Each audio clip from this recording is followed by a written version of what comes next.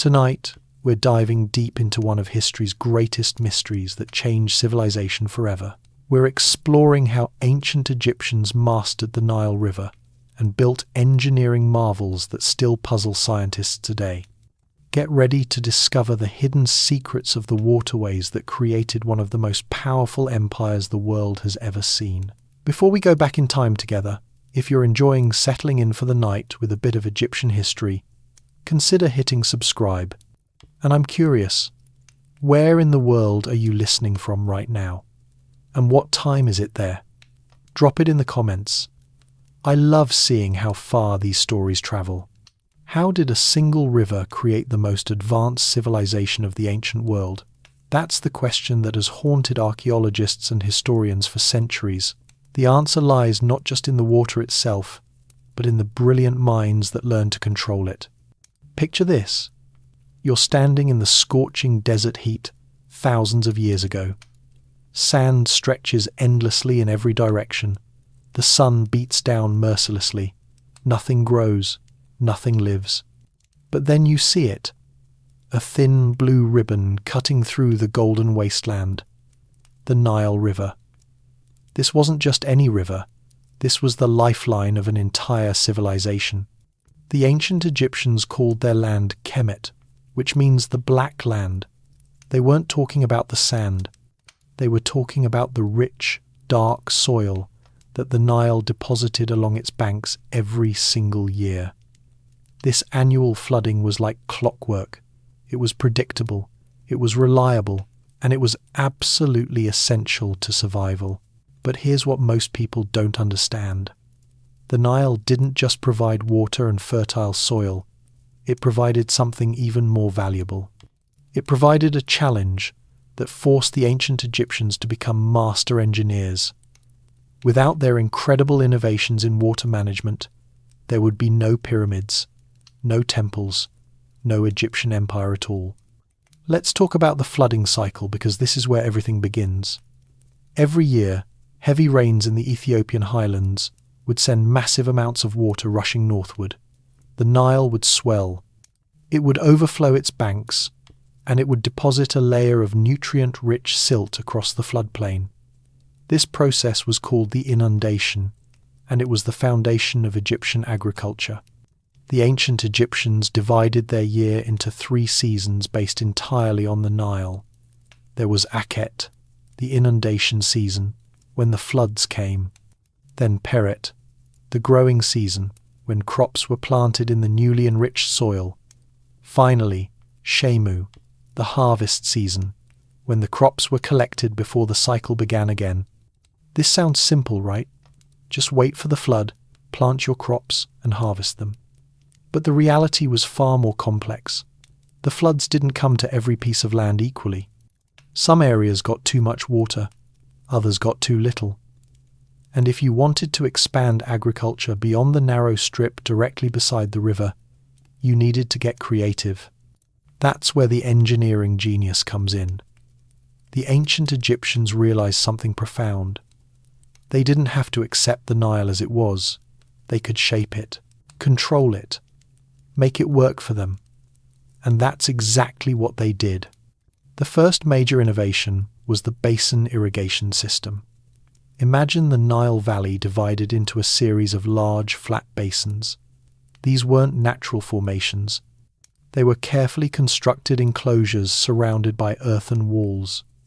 When the flood came, water would be channeled into these basins through specially built channels. The water would sit there for weeks, depositing its rich sediment. Then, once the soil was thoroughly soaked and enriched, the water would be drained back into the river or into the next basin downstream. This system was brilliant for several reasons. First, it allowed the Egyptians to control exactly how much water each field received. Too much flooding? Close the inlet channels. Not enough? Open them wider. Second, it extended the growing season. Even after the floods receded, the basins retained moisture, allowing crops to grow for months. Third, it allowed agriculture to expand into areas that would otherwise be too dry. But building these basins required incredible organizational skills. We're talking about moving millions of tons of earth to create walls and channels. Every wall had to be precisely placed and carefully maintained. Every channel had to be at exactly the right angle to ensure water flowed properly.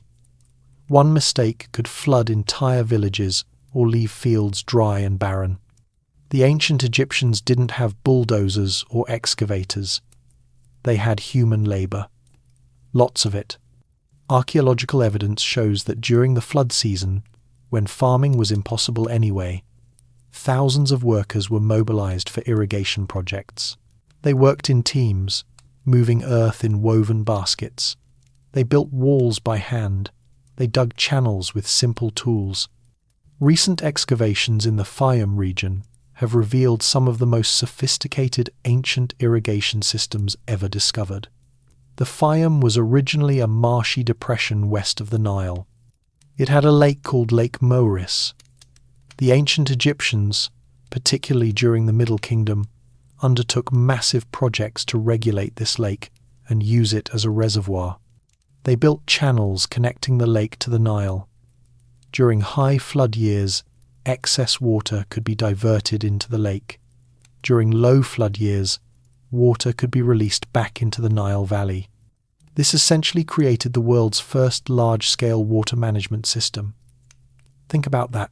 Over 4,000 years ago, the Egyptians were implementing water conservation strategies that modern engineers would recognize and respect. The scale of these projects was staggering. The main channel connecting the Fayum to the Nile, known as the Bahr Youssef, required cutting through solid rock in some places. Workers used copper tools and fire-setting techniques. They would heat the rock with fire, then douse it with cold water, causing it to crack. Then they would chip away the fractured stone, inch by inch, day by day, year by year. Why go through all this effort? Because water was power. The civilization that controlled water controlled food. The civilization that controlled food controlled people. And the pharaohs understood this better than anyone. Let's talk about the Nilometers, because these structures perfectly demonstrate how advanced Egyptian engineering really was. A Nilometer was a device for measuring the Nile's water level during the flooding season. These weren't just simple measuring sticks. They were sophisticated structures built into the riverbank, often connected to temples. The most famous Nilometer is on Elephantine Island near Aswan. It consists of a corridor with stairs descending into the river. The walls are marked with measurements. As the flood waters rose, priests would descend the stairs and record the water level. But here's the crucial part. These measurements weren't just for curiosity. They were used to predict the size of the harvest, which in turn determined the tax rates for the coming year. A high flood meant abundant crops and higher taxes.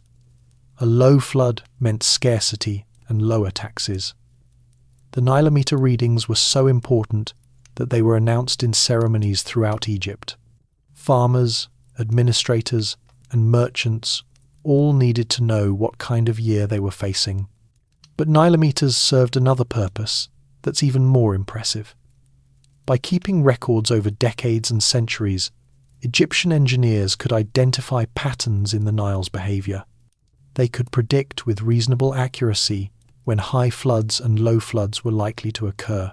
This long-term data collection represents one of the earliest examples of scientific observation and record-keeping in human history. Archaeological evidence from sites like Karnak and Luxor shows that Nilometer readings were carved into temple walls, preserving them for future generations. Some of these records span hundreds of years. Imagine the dedication required to maintain such records across multiple lifetimes, multiple dynasties, multiple centuries. The priests who managed the Nilometers weren't just religious figures. They were scientists, engineers, mathematicians. They understood hydraulics even if they didn't call it that. They understood hydrology, the study of water movement. They understood that knowledge was power and that controlling information about the Nile meant controlling Egypt itself. Now, let's talk about canals, because this is where the ancient Egyptians really showed off their engineering prowess. The Nile provided water, yes, but it only flowed in one place. To bring that water to fields far from the river, you needed canals. Lots of them. And not just simple ditches. We're talking about carefully engineered waterways with precise gradients, flow control systems, and maintenance protocols. The ancient Egyptians built thousands of miles of canals throughout the Nile Valley. Some were small, just wide enough to irrigate a single field. Others were massive, capable of carrying boats loaded with grain and building materials. These larger canals served double duty as irrigation systems and transportation networks. One of the most ambitious canal projects connected the Nile to the Red Sea. Yes, you heard that right. The ancient Egyptians built a precursor to the Suez Canal thousands of years before the modern version. Historical records and archaeological evidence confirm that during the reign of various pharaohs, particularly Necho II, and later during the Persian period, a canal was dug, connecting the Nile to the Red Sea via the Wadi Tumilat. This ancient canal allowed ships to travel from the Mediterranean, up the Nile, through the canal, and into the Red Sea. From there, they could reach the Indian Ocean and trade with far-off lands. The economic and strategic implications were enormous. This single waterway connected Egypt to the entire ancient world. Building this canal required solving numerous engineering challenges. The land between the Nile and the Red Sea is not flat. There are elevation changes, rocky terrain, and areas of soft sand. The engineers had to calculate the proper gradient to ensure water flowed in the right direction. They had to line portions of the canal with stone to prevent erosion. They had to build locks or weirs to manage water levels. Recent archaeological surveys using ground-penetrating radar and satellite imagery have traced the route of this ancient canal. The evidence shows sophisticated construction techniques including stone-lined sections, overflow channels, and what appear to be ancient locks or gates for controlling water flow. But even everyday irrigation canals required impressive engineering knowledge. The ancient Egyptians understood that water flows downhill. That sounds obvious, but applying this knowledge to create functional irrigation systems is anything but simple. The gradient of a canal has to be just right. Too steep and the water flows too fast, causing erosion. Too shallow and the water doesn't flow at all or flows too slowly, allowing sediment to build up and clog the channel. Archaeological studies of ancient canals have revealed that Egyptian engineers achieved gradients of approximately 1 to 2,000. That means for every 1,000 units of horizontal distance, the canal dropped 1 to 2 units in elevation. This is remarkably similar to the gradients used in modern irrigation canals. Without surveying equipment, laser levels, or GPS, ancient engineers achieved precision that modern engineers respect. How did they do it? The evidence suggests they used a combination of techniques. They observed how water naturally flowed. They used weighted strings and plumb bobs to establish vertical references. They used water-filled channels and observation of water surface levels to establish horizontal planes. They used simple but effective surveying tools called Groma and Merket, which allowed them to establish straight lines and right angles. The Merket was essentially a plumb bob used with a sighting tool. By aligning two Merkets, Egyptian surveyors could establish a straight line over long distances. The Groma was a cross-shaped tool with plumb bobs hanging from each arm, used to establish right angles. With these simple tools and careful observation, they could lay out complex irrigation networks with remarkable accuracy. But tools alone don't create great engineering. You need knowledge, and you need to pass that knowledge down through generations. The ancient Egyptians developed an educational system specifically for training engineers and architects. Young men from elite families would study mathematics, geometry, and practical engineering under master builders. We know this because we found their homework. Seriously. Ancient Egyptian mathematical papyri, like the Rind mathematical papyrus and the Moscow mathematical papyrus, contain practical problems about calculating the volumes of granaries, the slopes of pyramids, and the areas of fields. These weren't abstract mathematical exercises. They were training materials for future engineers and administrators. One problem from the Rind papyrus asks how to calculate the amount of grain that can be stored in a cylindrical granary of given dimensions. Another asks how to divide a given number of loaves among a group of workers in a specific ratio. These are practical, real-world problems that engineers and administrators faced daily. The level of mathematical knowledge was impressive. The ancient Egyptians understood fractions, though they represented them differently than we do. They could calculate areas and volumes. They understood the relationship between the diameter and circumference of a circle, though they didn't know pi to many decimal places. They could solve linear equations and some quadratic equations, but beyond pure mathematics, they understood practical engineering principles. They knew that wider channels could carry more water than narrow ones. They knew that channels with smooth sides created less friction and allowed water to flow more efficiently. They knew that curves in a channel should be gradual to prevent erosion. All of this knowledge was built up over centuries through observation, experimentation, and careful record-keeping. The social organization required to manage these irrigation systems was as impressive as the engineering. Every canal, every basin, every water gate needed to be maintained. Silt had to be cleared. Walls had to be repaired. Channels had to be dredged. This required a large, organized workforce and a system of administration to manage it all. Ancient Egyptian administrative texts, many preserved on papyrus, reveal a complex bureaucracy dedicated to water management. There were officials responsible for specific sections of canals. There were inspectors who checked water levels and reported problems. There were work crews assigned to maintenance duties. And overseeing it all were high-ranking administrators who reported directly to the pharaoh. This bureaucracy wasn't just about maintaining existing systems. It was also responsible for planning and executing new projects. When a pharaoh decided to expand agriculture into a new area, the water management bureaucracy would swing into action. Surveyors would assess the land. Engineers would design the necessary canals and basins. Administrators would organize the labor force, and workers would execute the plan. The efficiency of this system is remarkable. Major irrigation projects were completed in just a few years, sometimes even faster. The expansion of agriculture in the Fayum during the Middle Kingdom, which involved building dozens of miles of canals and reclaiming thousands of acres of land, was completed during the reign of Amenemhat III, a period of about 45 years. Given the scale of the project and the technology available, this is an astonishing achievement. Let's talk about something that doesn't get enough attention in discussions of ancient Egyptian engineering: water storage. The Nile floods were predictable in their timing, but not in their intensity. Some years brought massive floods.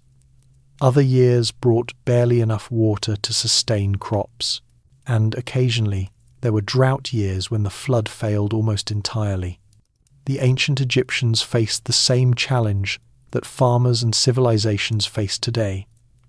How do you deal with year-to-year variability in water supply? The answer is storage. Save water from good years to use in bad years. But storing water on a large scale is incredibly difficult, especially in a hot climate where evaporation is a constant problem.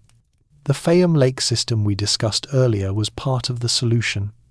By using the natural depression as a reservoir, the Egyptians could store vast amounts of water, but they also developed smaller-scale storage solutions.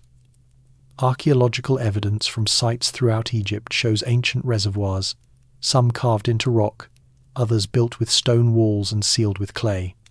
These reservoirs served local communities, providing water during the dry season when the Nile was at its lowest. Some were filled directly from canals. Others collected rainwater, which was rare but valuable in Egypt. The larger reservoirs were engineering marvels in their own right, with stone-lined walls to prevent seepage and overflow channels to prevent flood damage. One fascinating discovery from the workers' village at Deir el-Medina, where the craftsmen who built the royal tombs lived, reveals a sophisticated water delivery system. The village was located in the desert, far from the Nile. Water had to be brought in. Archaeological excavation revealed a system of cisterns and channels that collected and distributed water throughout the village. Water was delivered by donkey from the Nile, stored in large cisterns, and then distributed to individual homes through a network of smaller channels and containers. This might not sound impressive until you consider the logistics. The village housed several hundred people during its peak. Each person needed water for drinking, cooking, and basic sanitation. The amount of water that had to be transported daily was enormous. Yet the system worked for over 400 years, supporting multiple generations of workers. The level of organization and planning required to maintain such a system is staggering. The ancient Egyptians also developed techniques for improving water quality. The Nile water, especially during flood season, was muddy and full of sediment. Drinking it directly could cause illness. So, the Egyptians developed settling tanks. Water would be channeled into large basins and allowed to sit. The sediment would settle to the bottom, and cleaner water could be drawn off from the top. Some settlements had multiple settling basins in series. Water would flow from one to the next, each time becoming cleaner. By the time it reached the final basin, the water was clear enough for drinking. This process, called sedimentation, is still used in modern water treatment plants. The ancient Egyptians were practicing water treatment thousands of years before modern sanitation science. They also understood that flowing water was cleaner than stagnant water. Canals were designed with sufficient flow to prevent stagnation. Cisterns had overflow channels to ensure fresh water circulated through them. These seem like small details, but they represent a sophisticated understanding of the relationship between water movement and water quality. Let's shift our focus to something truly remarkable: the relationship between water management and political power in ancient Egypt. Control over water wasn't just an economic issue, it was a political one. The pharaoh who could ensure regular water supply, who could expand agriculture, who could protect against flood and drought, was a pharaoh who could maintain power. This is why so many pharaohs invested heavily in water projects. These weren't just practical investments, they were political statements. They demonstrated the pharaoh's power, wisdom, and divine favor. A successful irrigation project could feed thousands of people. A new canal could open up trade routes. A reservoir could protect against drought. All of these achievements reinforced the pharaoh's position as the intermediary between the gods and the people. The connection between water and religion was explicit in ancient Egyptian culture. The Nile itself was deified as the god Hapi, often depicted as a pot-bellied man with pendulous breasts, representing abundance and fertility. The annual flood was celebrated with festivals and offerings. Temples were often located near Nilometers, linking religious ritual with practical water measurement. Pharaohs frequently commissioned inscriptions describing their water management achievements. These inscriptions, found on temple walls and monuments throughout Egypt, tell us a great deal about what the ancient Egyptians valued. They boast about digging canals, expanding irrigation, and bringing water to previously barren lands. These achievements are listed alongside military victories and temple constructions, showing that water management was considered just as important as military conquest. One inscription from the reign of Ramses II describes how he dug a well in the eastern desert to provide water for gold mining operations. The inscription emphasizes the pharaoh's power to bring water even to the desert, portraying him as almost godlike in his ability to overcome nature. This wasn't just propaganda, it was a reflection of the genuine importance of water control to Egyptian civilization. The political implications went beyond individual pharaohs.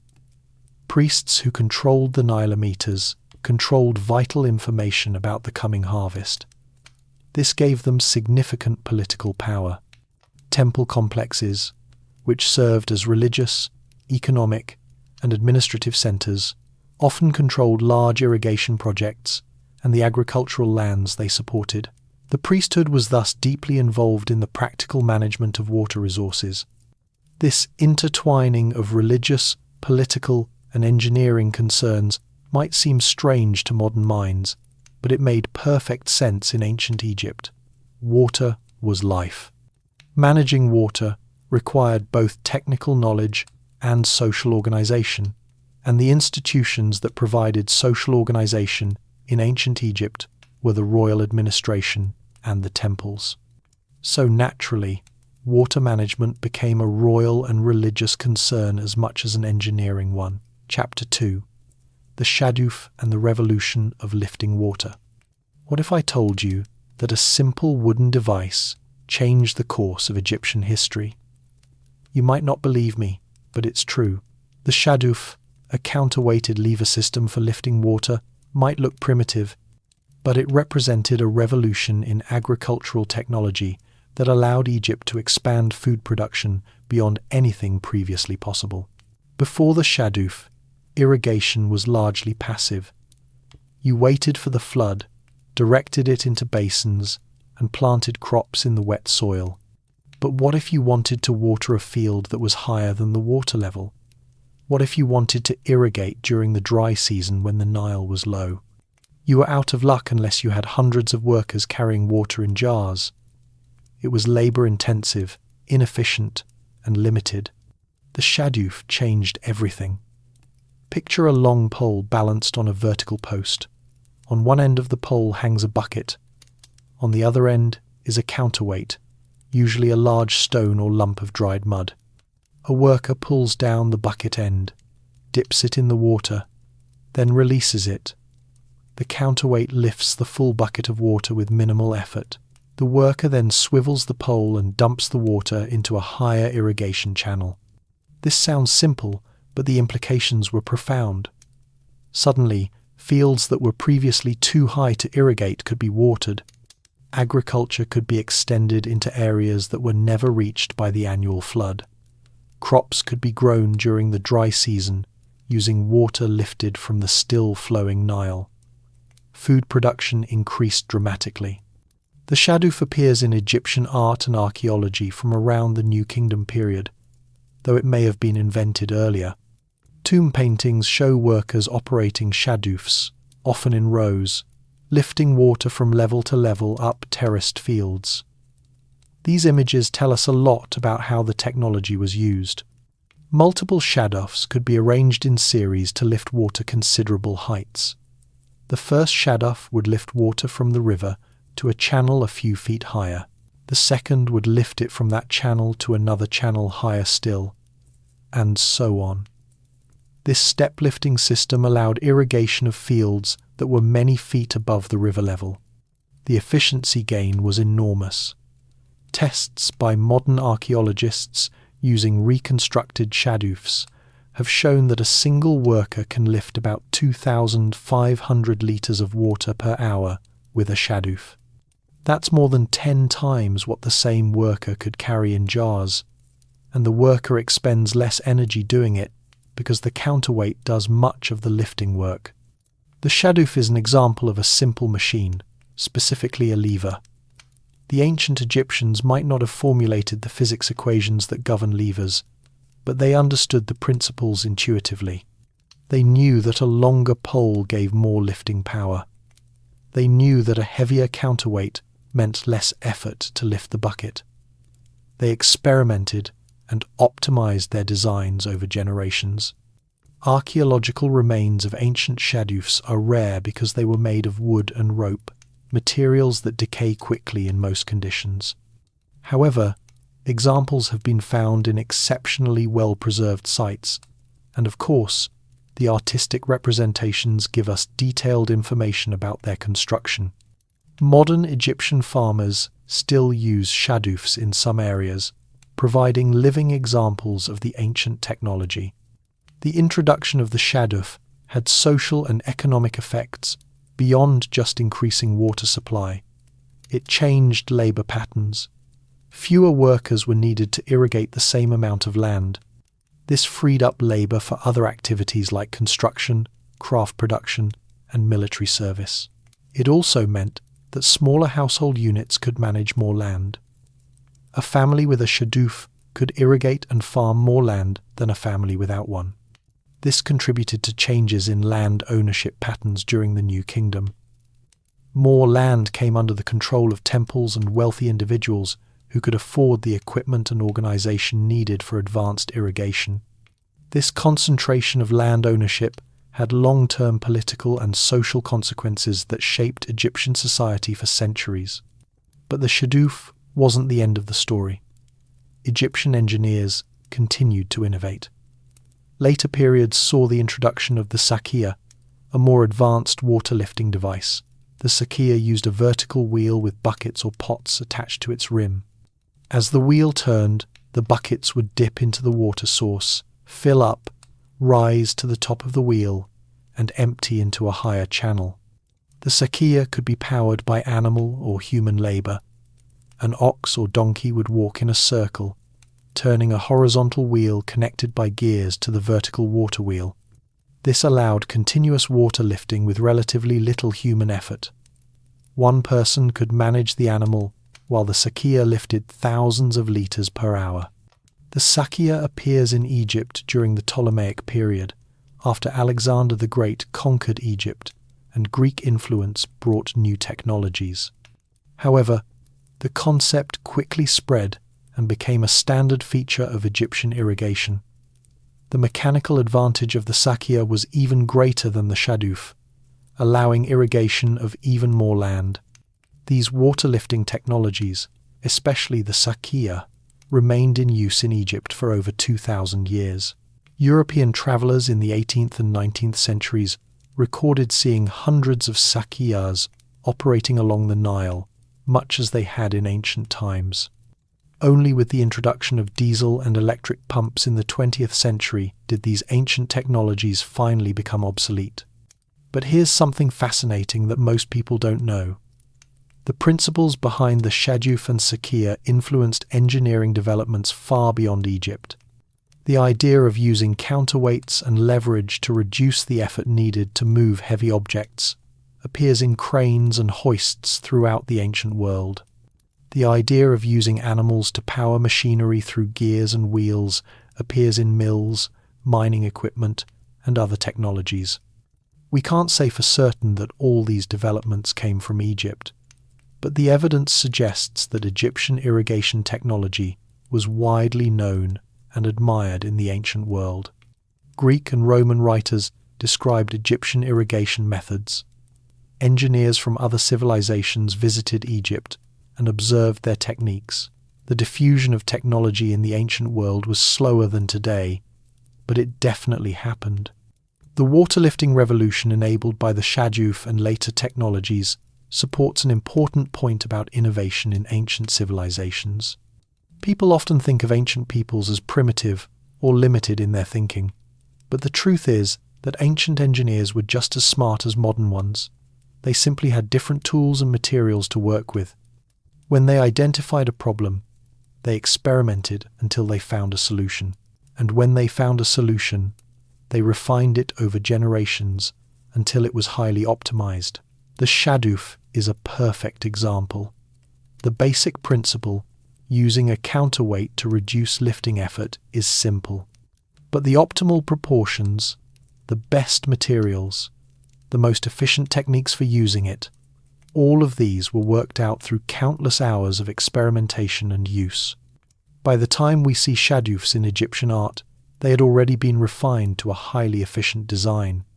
This iterative process of improvement is the essence of engineering. Modern engineers use computer simulations and advanced mathematics to optimize designs. Ancient engineers used observation, experimentation, and accumulated experience. The methods differ, but the underlying process is the same. Identify the problem, propose a solution, test it, refine it, repeat until you achieve the desired result. The impact of improved water lifting technology on Egyptian agriculture can be seen in the archaeological record. During the New Kingdom and later periods, the total amount of cultivated land in Egypt increased substantially. Settlements expanded into areas that were previously too dry or too high above the Nile to irrigate. The population grew. Food surpluses increased, and with those surpluses came the wealth that funded temples, tombs, military campaigns, and all the other activities we associate with ancient Egyptian civilization. Let's dig into some specific archaeological evidence, because this really brings home how important these technologies were. Excavations at various sites in Middle and Upper Egypt have revealed extensive irrigation systems from the New Kingdom period. These systems include canals, basins, and raised fields arranged in terraces. The terraced fields could only have been irrigated using water-lifting technology, like the Shaduf. One particularly interesting site is the area around Amarna, the short-lived capital built by the pharaoh Akhenaten. Archaeological survey has revealed an extensive network of irrigation channels and wells surrounding the city.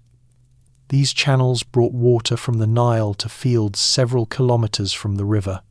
Chemical analysis of sediment in the ancient channels shows evidence of cultivation during the dry season, which would have required active irrigation using water-lifting devices.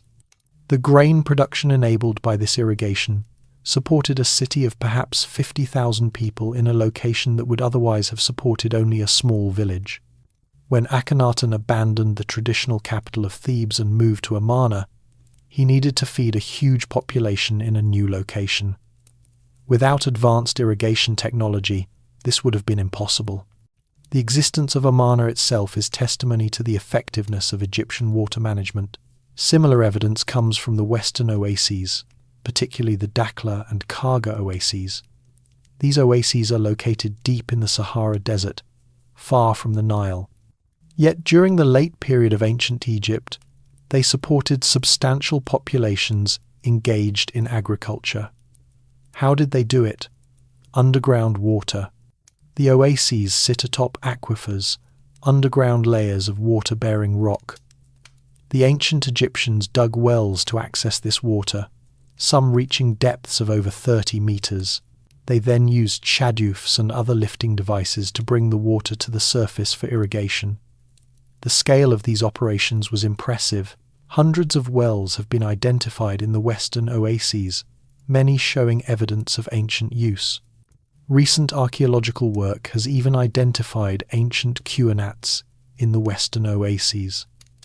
A quenat is an underground channel that taps into an aquifer and uses gravity to bring water to the surface at a lower elevation. Quenats are best known from Persia, where they were used extensively. Finding them in Egypt suggests either independent invention or technology transfer, but either way, it demonstrates the sophistication of Egyptian water management. The existence of these deep desert settlements, sustained entirely by groundwater, accessed through wells, and distributed through irrigation systems, shows that Egyptian water management technology had advanced far beyond simple Nile flood management. These were engineers who understood hydrology, who could locate underground water, who could dig deep wells, and who could build systems to distribute that water efficiently. Let's talk about the social structure required to maintain and operate all this technology. A single shaduf is simple. A field with multiple shadufs arranged in tiers, fed by canals from a distant water source, maintained by a rotating workforce, administered by local officials, and taxed by the state. That's a complex system requiring sophisticated social organization. Ancient Egyptian administrative papyri give us glimpses into this organization. There are records of workers assigned to irrigation duty. There are accounts of tools and equipment provided to irrigation crews. There are tax records that assess fees based on irrigated land area. There are legal documents settling disputes over water rights. All of this paperwork, mundane as it seems, reveals a complex society managing a vital resource. Water rights were serious business in ancient Egypt. Fields closest to the river or canal had first access to water. Fields further away had to wait their turn. This created a natural hierarchy and potential for conflict. Egyptian law codes addressed water rights, establishing rules for fair distribution. Local officials were responsible for enforcing these rules and settling disputes. One legal text from the late period describes a dispute between two landowners over canal access.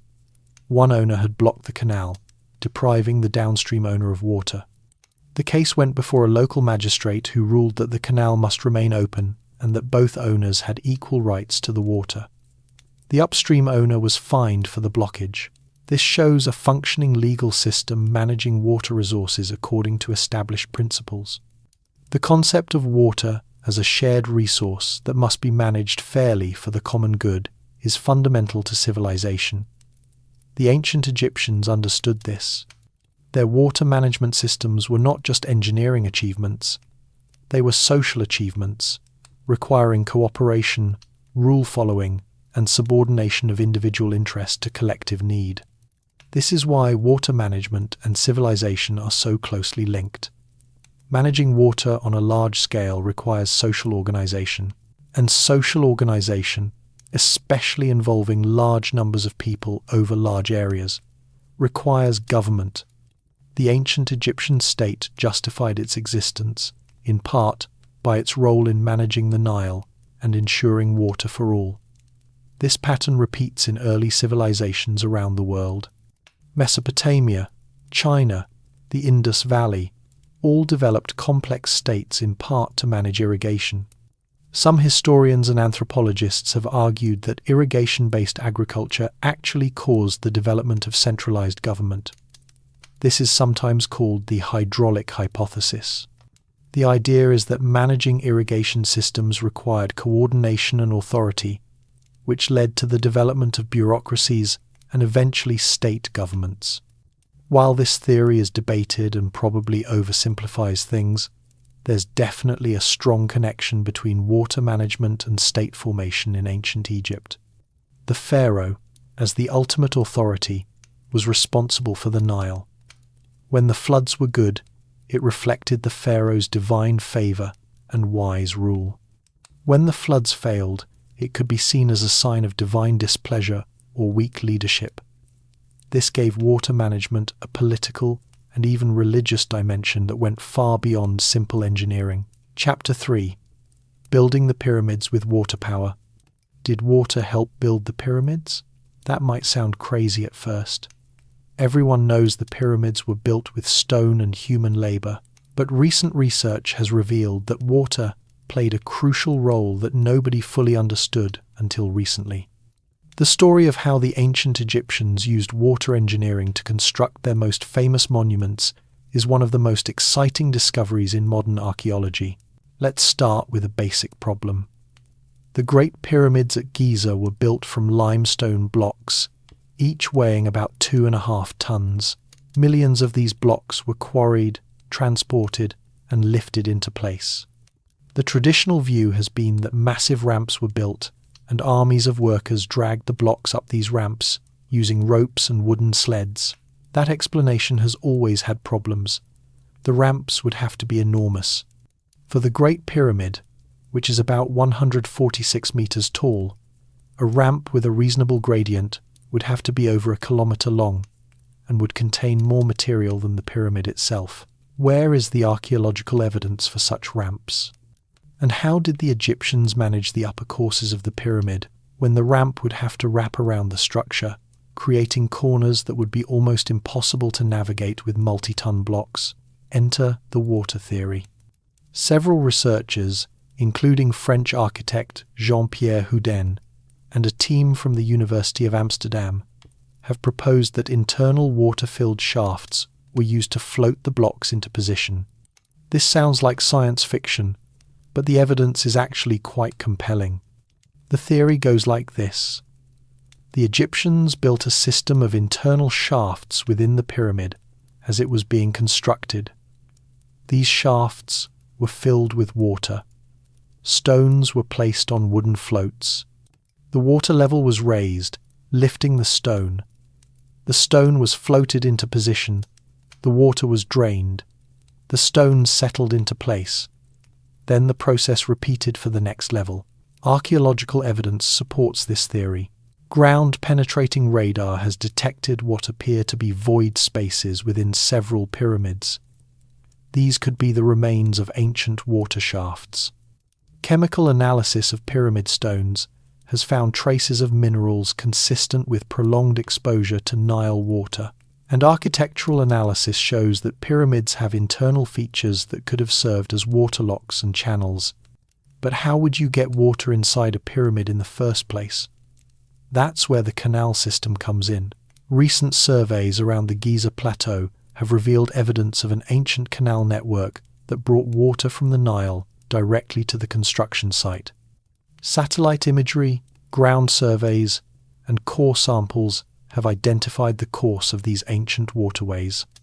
The evidence shows that during the Old Kingdom, when the pyramids were built, the Nile ran closer to the Giza Plateau than it does today.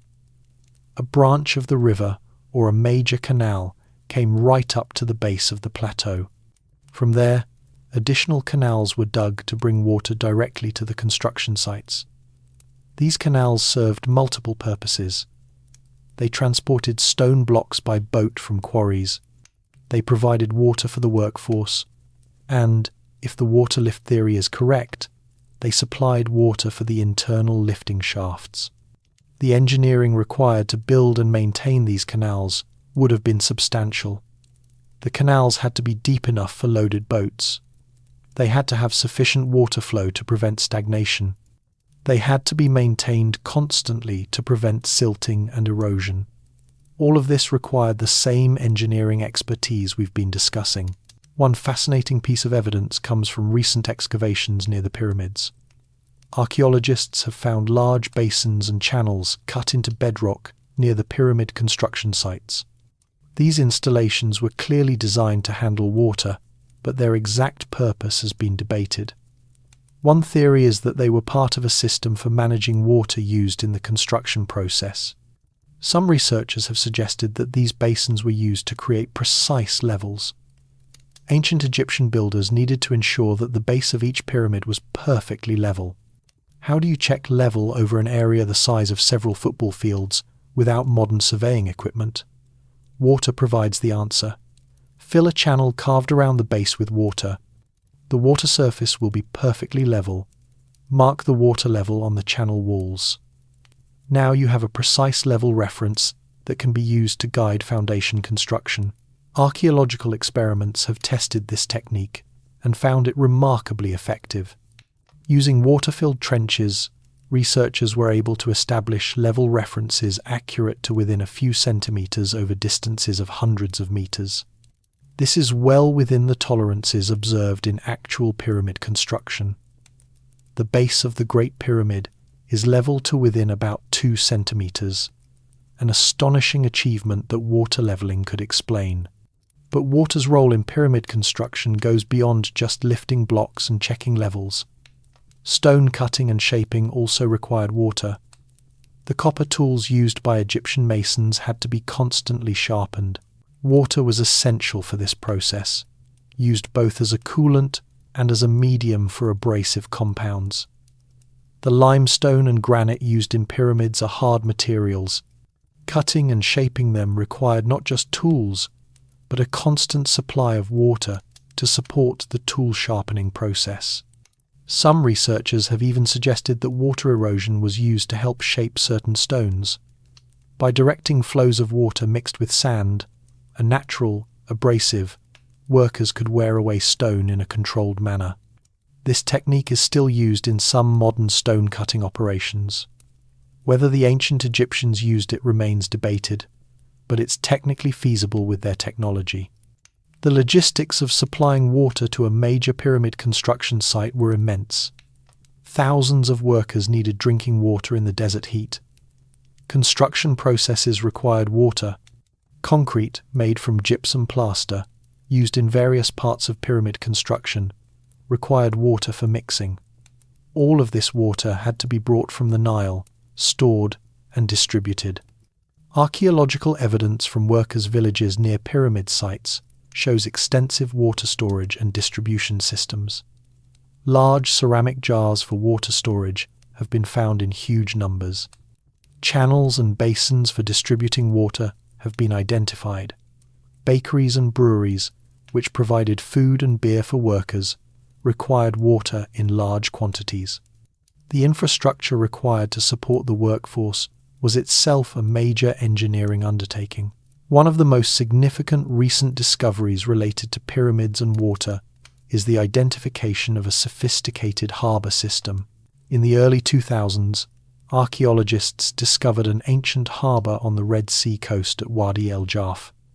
This harbour dates to the reign of Khufu, the pharaoh who built the Great Pyramid. Papyrus documents found at the site describe the transportation of limestone from quarries to the pyramid site by boat. These documents provide a rare glimpse into the logistics of pyramid construction. They describe how boats loaded with stone would travel along the Nile and through canals to reach Giza. They mention specific officials responsible for organizing these shipments. They even record how many loaves of bread were provided to the boat crews. This is real-world evidence of how water transportation was integral to pyramid construction. The ability to transport heavy materials by water was crucial. A boat can carry far more weight than humans or animals can drag over land. A single boat could transport dozens of multi-ton stone blocks. A fleet of boats could deliver the material needed for continuous construction. Without the Nile and the Canal network connecting quarries to construction sites, the pyramids simply could not have been built on the scale and timeline that they were. Think about the implications. The pyramids are often portrayed as monuments to human labour, and they certainly required massive amounts of work. But they're also monuments to engineering and logistics. The people who built the pyramids weren't just muscle power. They were skilled engineers who understood materials, forces, water management, and large-scale organisation. The same engineering principles that managed irrigation and water supply for agriculture were applied to construction projects. The same organisational structures that coordinated irrigation maintenance coordinated construction workers. The same bureaucracy that recorded Nilometer readings recorded the delivery of building materials. Ancient Egypt was a civilization that excelled at large-scale organisation and engineering, and that expertise was applied across all aspects of society. Let's talk about some specific pyramid features that reveal water engineering. The so-called Queen's Chamber in the Great Pyramid has two small shafts that extend from the chamber but don't reach the exterior of the pyramid. For a long time, these shafts were a mystery. Some researchers now believe they may have been part of a water circulation system used during construction. In the late 1990s, a robot was sent up these shafts. It found a small door with copper handles. Behind that door was another small chamber. The purpose of all this remains debated, but one theory is that these features were part of a system for moving or managing water within the pyramid during construction.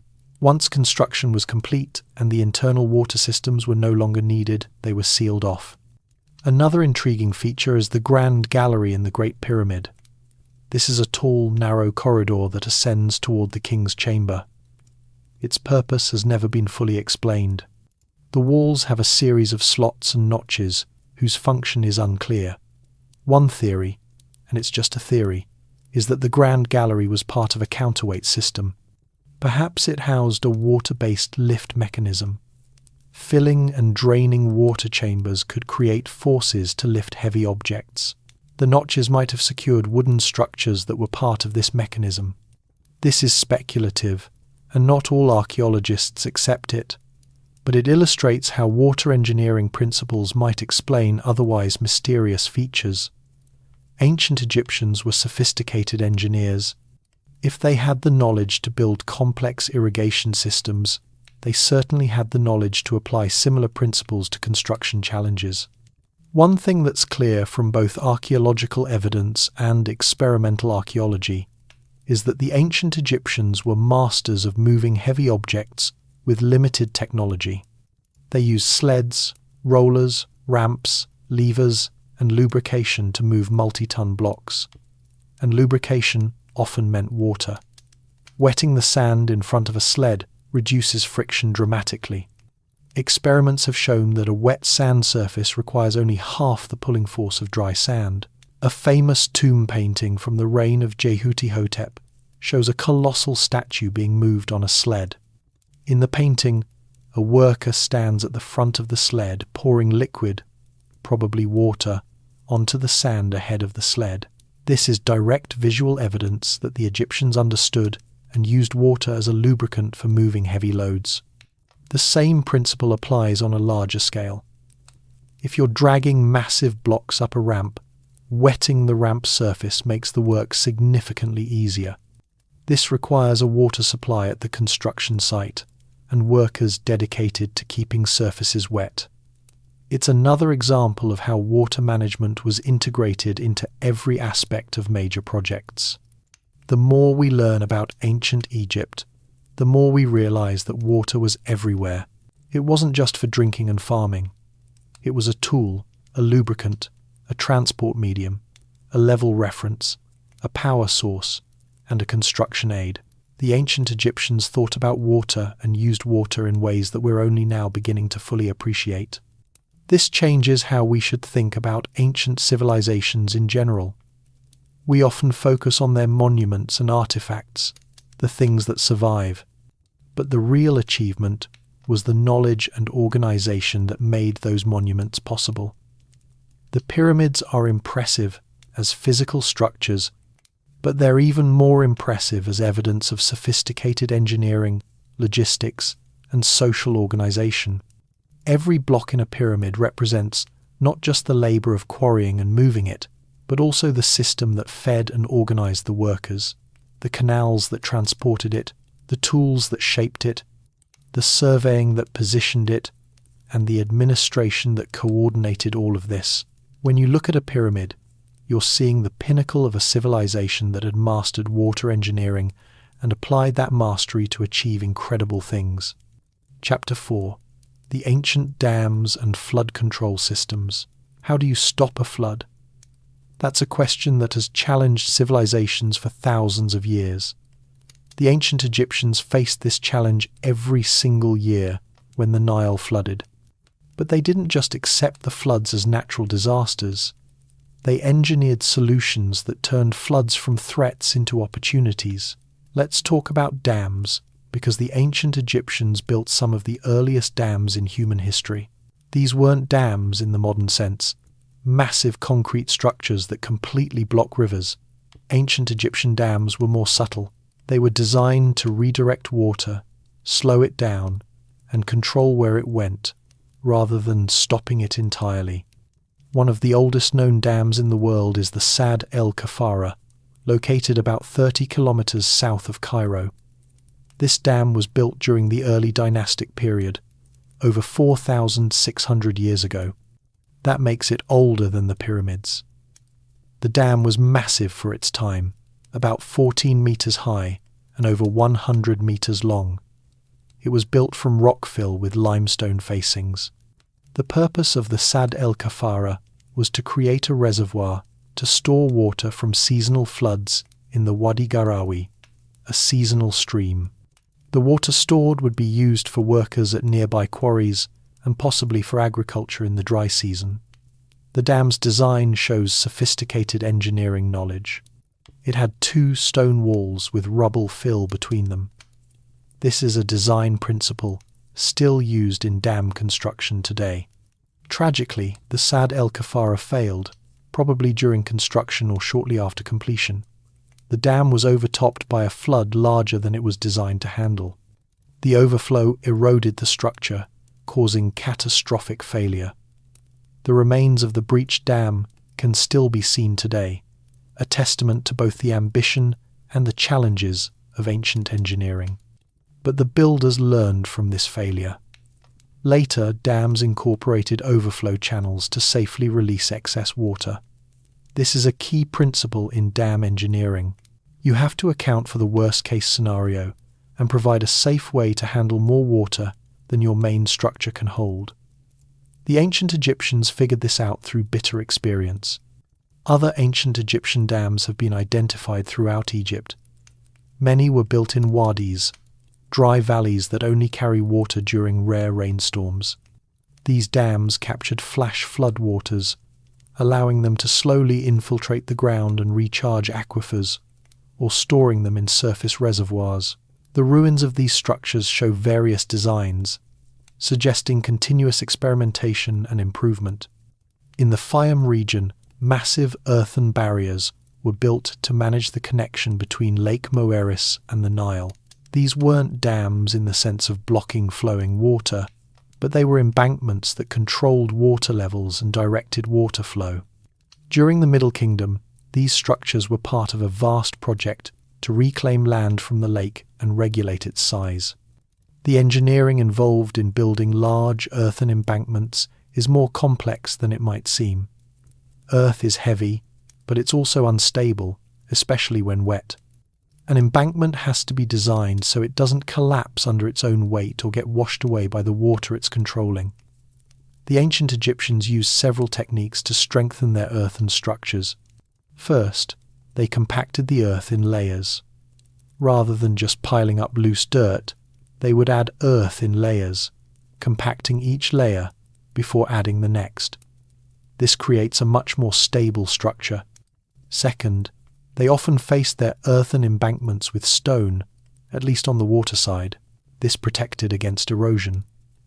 Third, they designed embankments with gradual slopes rather than steep ones. A gradual slope is more stable and less likely to collapse. Archaeological investigation of ancient embankments has revealed these construction techniques. Core samples show layering. Excavation reveals stone facings. Surveying shows the carefully calculated slopes. These structures were built by people who understood soil mechanics, even if they didn't have equations to describe it. Flood control in ancient Egypt wasn't just about building physical structures. It was also about forecasting and preparation. The Nilometer readings we discussed earlier weren't just for tax assessment. They were also early warning systems. If the Nilometer showed that a particularly high flood was coming, measures could be taken.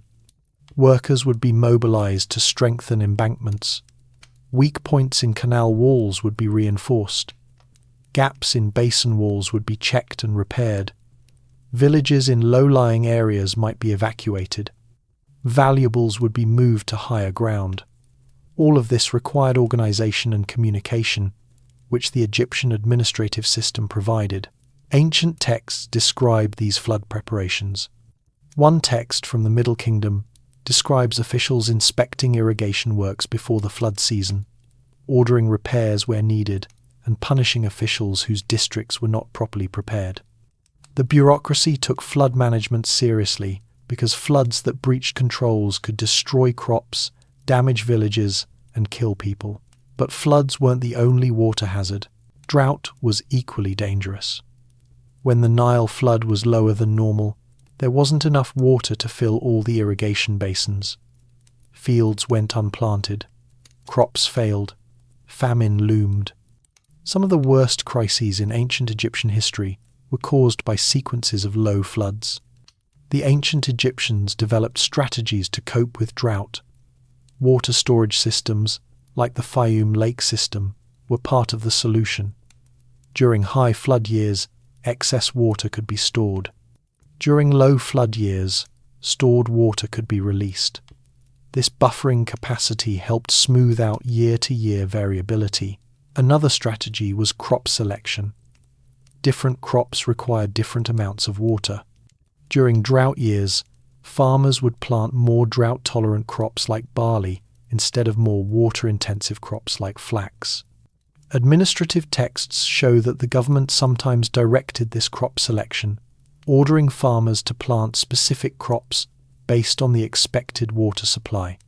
There's also evidence of trade networks that helped buffer against local shortages.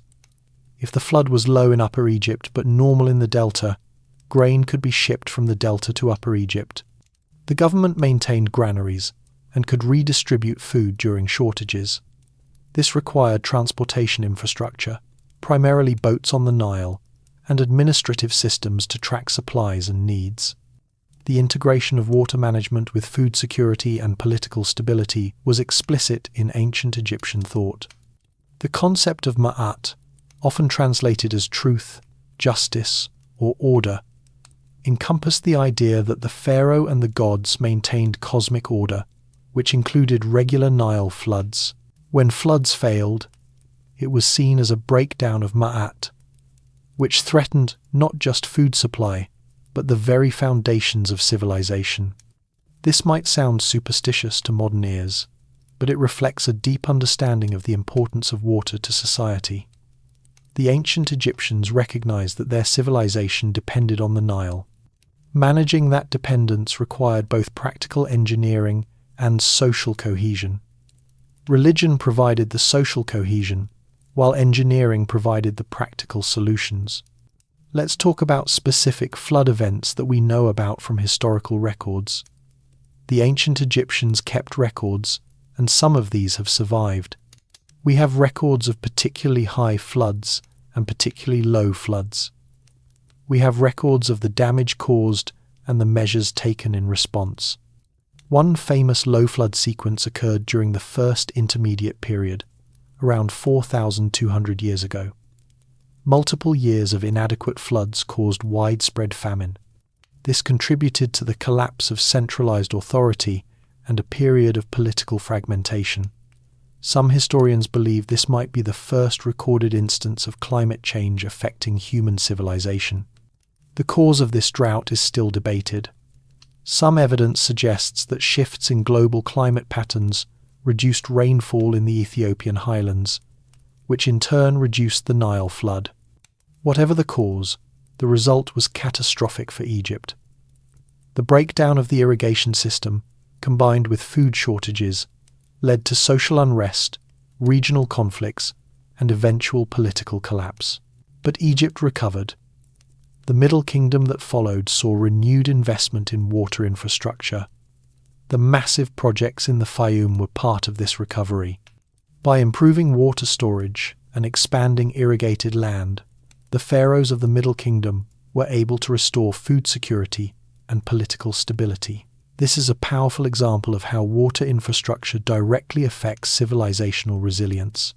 Flood control structures also served defensive purposes.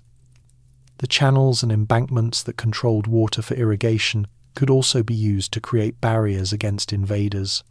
Water-filled moats around fortifications, channels that could be quickly flooded to create obstacles.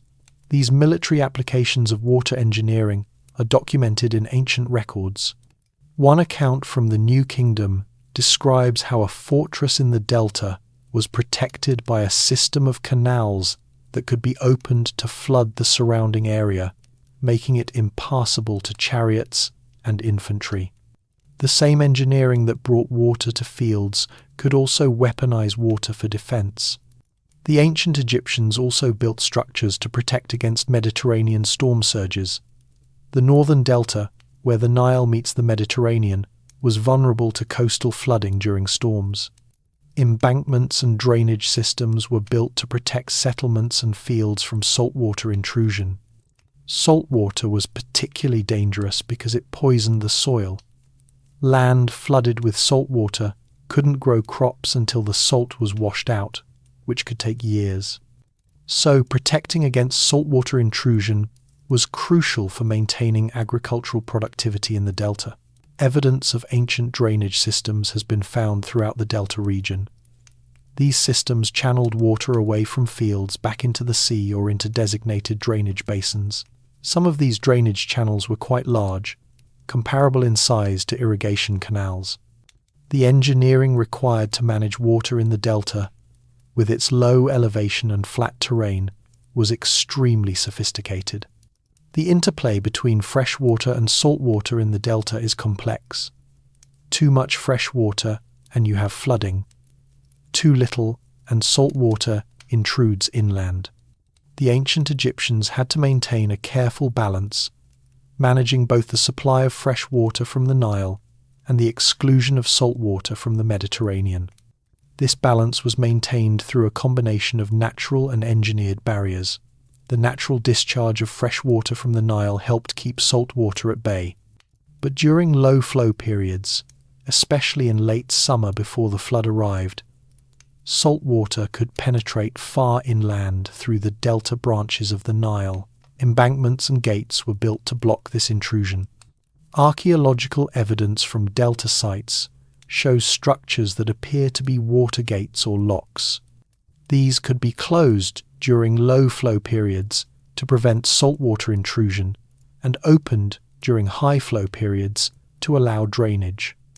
The operation of these structures required constant attention and skilled management. The whole system of flood control and water management in ancient Egypt required maintenance and investment that extended across generations. No single pharaoh built the entire system. Each pharaoh inherited infrastructure from predecessors and was expected to maintain it, improve it, and expand it. This long-term continuity is one of the hallmarks of Egyptian civilization. Compare this to civilizations that didn't have the same continuity. When political systems collapsed, infrastructure often collapsed with it. Canals silted up, dams breached, fields reverted to desert. The maintenance of water infrastructure required stable government and administrative continuity. Egypt's 3,000-year history as a coherent civilization is inseparable from its sustained management of the Nile. Chapter 5. The mystery of the ancient water tunnels. What lies beneath the sands of Egypt? For centuries, explorers and archaeologists have suspected that ancient Egypt holds secrets underground. Recent discoveries have proven them right. Hidden beneath temples, tombs, and ancient cities are elaborate water tunnels that reveal yet another dimension of Egyptian engineering genius. These aren't natural caves or simple wells. These are cut and carved tunnels, some extending hundreds of meters underground, designed to access, store, and transport water. The engineering required to build them is astonishing, and their very existence raises fascinating questions about what else might remain undiscovered. Let's start with one of the most spectacular discoveries. Beneath the Temple of Seti I at Abydos is a massive underground structure known as the Osirion. This structure was only discovered in the early 1900s, even though it's adjacent to a well-known temple. It had been completely buried under silt and sand. The Osirion is a huge hall surrounded by water channels. Massive granite blocks, some weighing over 100 tons, form pillars and walls. The structure appears to have been built at a much lower elevation than the surrounding ground level, and it was deliberately designed to fill with groundwater. The result is a subterranean chamber with water surrounding massive stone pillars, creating an eerie and impressive effect. The purpose of the Osirion has been debated. It was clearly a religious structure, possibly representing the primordial mound emerging from the waters of creation, a key element in Egyptian mythology. But the engineering required to build it is extraordinary. Excavating that deep, working with groundwater constantly seeping in, moving, and precisely placing massive granite blocks. All of this required advanced engineering. Some researchers believe the Osirion might be much older than the temple above it, possibly dating to the Old Kingdom or even earlier. The construction style, using massive, minimally decorated blocks, is similar to Old Kingdom structures like the Valley Temple at Giza. If this dating is correct, it would make the Osirion one of the oldest monumental structures in Egypt and one of the most sophisticated early water engineering projects. But the Osirion is not unique. Other underground water structures have been discovered throughout Egypt. Beneath many temples are underground rooms and passages that were deliberately designed to channel or contain water. These aren't accidents of groundwater seepage. They're intentional features built with specific purposes in mind. One theory, is that these water features had religious significance. Water was associated with the god Nun, the primordial ocean from which creation emerged. Having water present in temple chambers might have been a way of symbolically connecting the temple to the moment of creation. Priests performing rituals in chambers surrounded by water might have been reenacting creation myths. But there's also a practical aspect. Underground chambers stay cool in the desert heat. Water-cooled underground spaces would have been the most comfortable places in an Egyptian summer.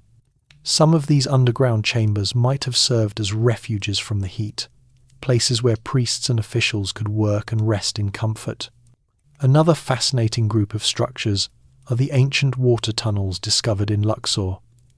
In the early 2000s, archaeologists discovered a network of tunnels beneath the Karnak temple complex. These tunnels were carefully carved through bedrock and connected various parts of the temple complex with the Nile. The tunnels appear to have served multiple purposes. They provided access to groundwater for the temple's water supply. They might have been used for drainage, preventing flooding of underground temple chambers. And they might have had ritual purposes, perhaps allowing priests to access sacred underground spaces or conduct secret ceremonies. The engineering of these tunnels is impressive. They had to be carefully aligned to connect different points. They had to be deep enough to avoid collapse, but not so deep that excavation was impractical. They had to have proper gradients to allow water to flow or to provide adequate drainage. All of this required surveying and calculation. How did ancient Egyptian engineers survey underground routes? They didn't have GPS or laser guidance systems, but they had ingenuity. One technique that might have been used is following the sound of hammering. Workers digging from both ends of a tunnel could hear each other through the rock as they got closer. By carefully listening and adjusting their direction, they could meet in the middle. Another technique is using vertical shafts. If you dig a series of vertical shafts along the planned route of your tunnel, you can then dig horizontal tunnels connecting them. This is easier than trying to maintain alignment over a long distance in a single tunnel. Several ancient Egyptian underground tunnels show evidence of this shaft and tunnel construction method. The tools used were simple but effective. Copper and bronze chisels for softer stone like limestone. Harder stones required more effort. The technique called fire setting might have been used. Heat a section of rock with fire until it's very hot, then splash it with cold water. The thermal shock causes the rock to crack and fracture. Then you can chip away the fractured rock more easily. This process is slow, but it works. Evidence of fire setting has been found in some ancient Egyptian underground works. Soot stains on tunnel walls and ceilings, spalling and cracking patterns consistent with thermal stress. These signs tell us something about the methods used to excavate hard rock underground. Let's talk about some other underground waterworks. In several ancient Egyptian cities, archaeologists have discovered cisterns, large underground chambers for storing water. These cisterns were often carved into bedrock and lined with waterproof plaster. They could hold thousands of litres of water, providing a reliable supply even during dry periods. The cisterns were filled in various ways. Some collected rainwater, though rain is rare in most of Egypt. Others were filled from canals or wells. Some appear to have been filled by hand, with workers carrying water down into the cistern. Whatever the method, the presence of cisterns shows a concern for reliable water storage. In the western desert oases, cisterns were particularly important. These desert communities depended on groundwater, accessed through wells. But wells can run dry or become contaminated. Having large storage cisterns provided backup. If a well failed, the cistern could supply the community until the well was repaired or a new one was dug. One of the most intriguing discoveries related to underground water is the identification of possible ancient qunats. A qunat is an underground tunnel that taps into an aquifer on high ground and uses gravity to bring the water to the surface at a lower elevation. Qunats can be many kilometers long and require sophisticated engineering. Qunats are best known from Persia and the Middle East, where they were used extensively, but evidence suggests that similar structures might have been built in Egypt, particularly in the western oases. Satellite imagery has identified linear features that could be ancient Qunats. Archaeological investigation is ongoing, but if confirmed, this would be another example of sophisticated underground water engineering. The advantage of a Qunat over a well is that a Qunat provides a continuous flow of water without pumping. Once built, a Qunat requires only maintenance, not constant energy input. For ancient peoples without mechanical pumps, this was a huge advantage. A Qunat could provide a reliable water supply for centuries with relatively little effort. Building a Qunat, however, requires advanced engineering. You have to survey the route carefully to ensure a proper gradient. You have to dig numerous vertical shafts and then connect them with horizontal tunnels, all while working underground in difficult conditions. The workers who built Qunats, if Qunats indeed exist in ancient Egypt, were skilled specialists. Another aspect of underground water engineering is drainage. Many Egyptian temples and tombs needed drainage systems to prevent flooding from groundwater or surface runoff. Archaeological investigation has revealed elaborate drainage systems, including underground channels, sump pits, and outlets.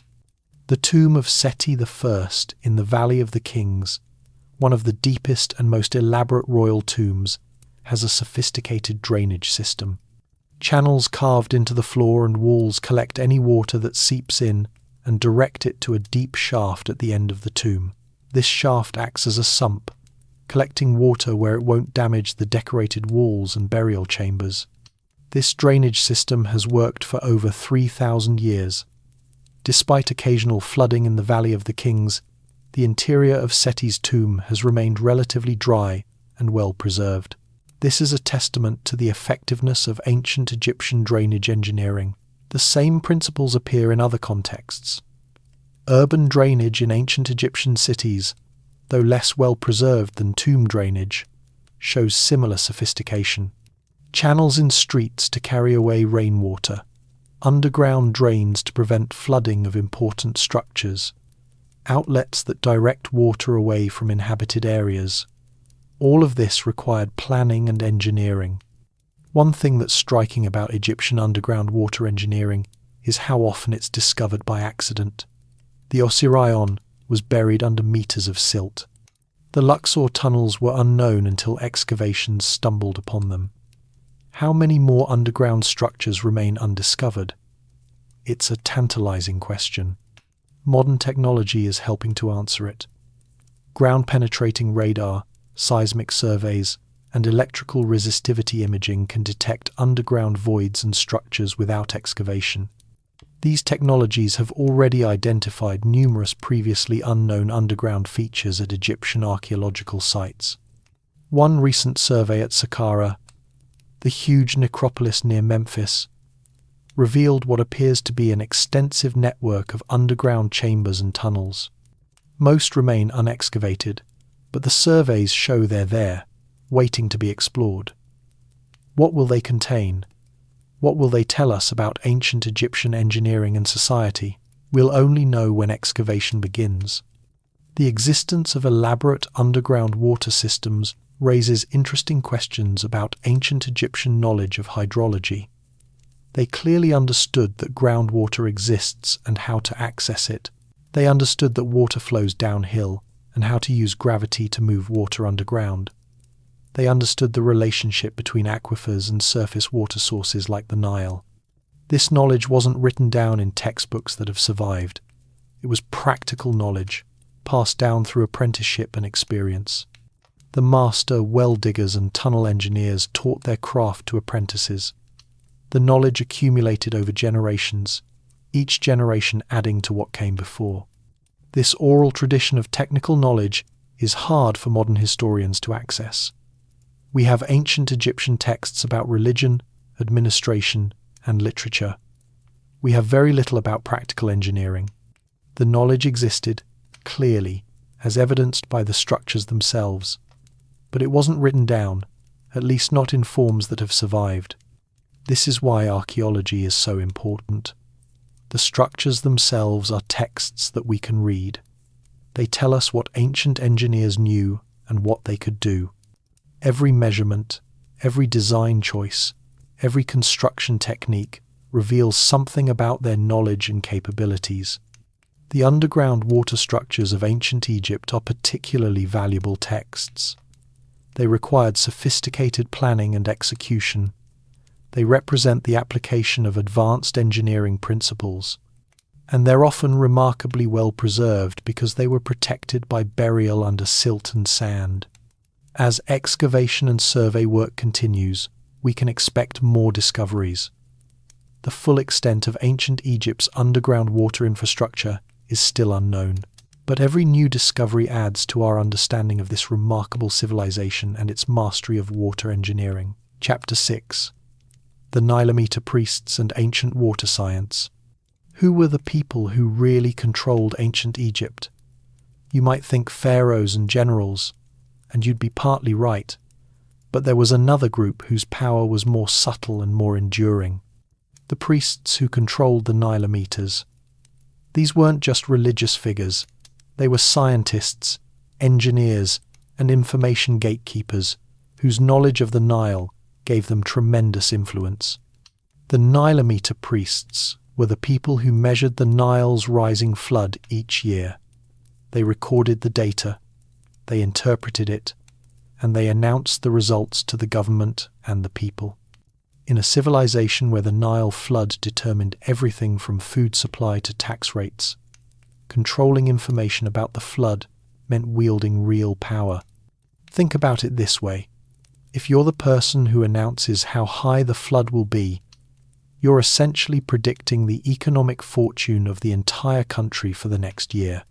Farmers need to know to plan their planting. Merchants need to know to plan their trading. The government needs to know to set tax rates. Everyone depends on your information. And it wasn't just about measuring the current flood. The Nilometer priests kept records going back generations. They could identify patterns. They could see that certain Nilometer readings typically preceded certain types of floods. They could make predictions. This predictive ability, even if imperfect, gave them an aura of wisdom and foresight that enhanced their status. The most famous Nilometer, and one of the oldest still functioning, is on Elephantine Island, near Aswan. This Nilometer has been in use, in various forms, for over 4,000 years. It consists of a stone stairway descending into the Nile. The walls are marked with measuring units. As the flood rises, the water level can be read against these marks. Archaeological investigation of the Elephantine Nilometer has revealed multiple construction phases. The original structure dates to the Old Kingdom. It was rebuilt and modified during the Middle Kingdom, New Kingdom, and later periods. Each reconstruction maintained the fundamental function while incorporating improved designs and more durable materials. The Elephantine Nilometer was particularly important because of its location. Aswan is near the First Cataract, a series of rapids that marked the traditional southern border of Egypt proper. The floodwater arrived at Aswan before anywhere else in Egypt, so measurements taken at Elephantine gave advance warning of the flood's size to the rest of the country.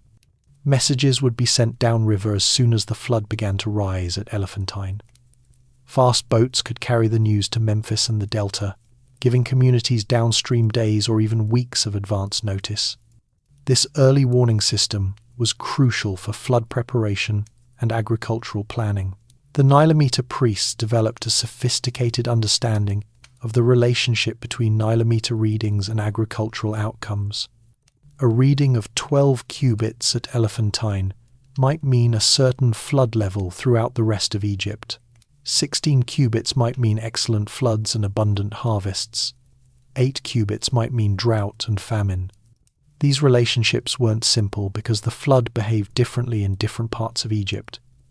The same elephantine reading could produce different results in the Fayum versus the Delta versus Upper Egypt. The Nilometer priests had to account for local variations based on decades of observations. Ancient Egyptian records occasionally mention these variations. One text describes how a specific Nilometer reading at one location corresponded to different levels at other locations. This shows an awareness of the complexity of the system and an attempt to create a unified predictive framework. The measuring units used at Nilometers were typically cubits, an ancient unit of length based on the human forearm, approximately 18 inches or 45 centimeters. The cubit was divided into smaller units called palms and fingers. This allowed fairly precise measurement of water levels. But not all cubits were exactly the same. There were different regional standards. The royal cubit used in official measurements was slightly longer than the common cubit. This might seem like a trivial difference, but when you're making predictions based on precise measurements, it matters. The Nilometer priests had to be aware of these variations and account for them. The ritual aspects of Nilometer measurements shouldn't be underestimated. The measurement of the flood was often accompanied by religious ceremonies. Offerings would be made to Hapi, the god of the Nile, and to other deities associated with water and fertility. The announcement of the Nilometer reading was a major public event. These rituals served multiple purposes. They reinforced the religious importance of the Nile. They demonstrated the pharaoh's connection to the gods, as the pharaoh's officials oversaw the measurements. And they provided public spectacle and reassurance. If the flood was good, people celebrated. If it was poor, they prayed for better fortune. But underneath the ritual was real science. The Nilometer priests were making quantitative measurements. They were keeping systematic records. They were identifying patterns in those records. They were making predictions based on data analysis. This is the foundation of scientific method, even if they wouldn't have called it that. The long-term Nilometer records that were kept are particularly valuable. Some temples carved Nilometer readings onto their walls, creating permanent records. These inscriptions have allowed modern researchers to reconstruct Nile flood levels going back thousands of years. This data has been used to study long-term climate patterns and their effects on Egyptian civilization. One fascinating finding from this research is that Nile flood levels varied significantly over Egypt's long history. There were periods of consistently high floods and periods of consistently low floods. These variations correlate with major historical events. Periods of low floods often coincide with political instability and economic hardship. Periods of high floods often coincide with prosperity and major construction projects. This doesn't mean the Nile floods caused these historical patterns in a simple way. The relationships are complex. But it does show that climate and environment played significant roles in Egyptian history. And it shows that the Nilometer records, created and maintained by the Nilometer priests, are invaluable historical and scientific documents. Let's talk about the scientific knowledge that the Nilometer priests must have possessed. They clearly understood basic hydraulics. They knew that water seeks its own level. They knew that the height of water in one connected body of water indicates the height in other connected parts. These principles underlie Nilometer measurements. They also understood the seasonal cycle of the Nile.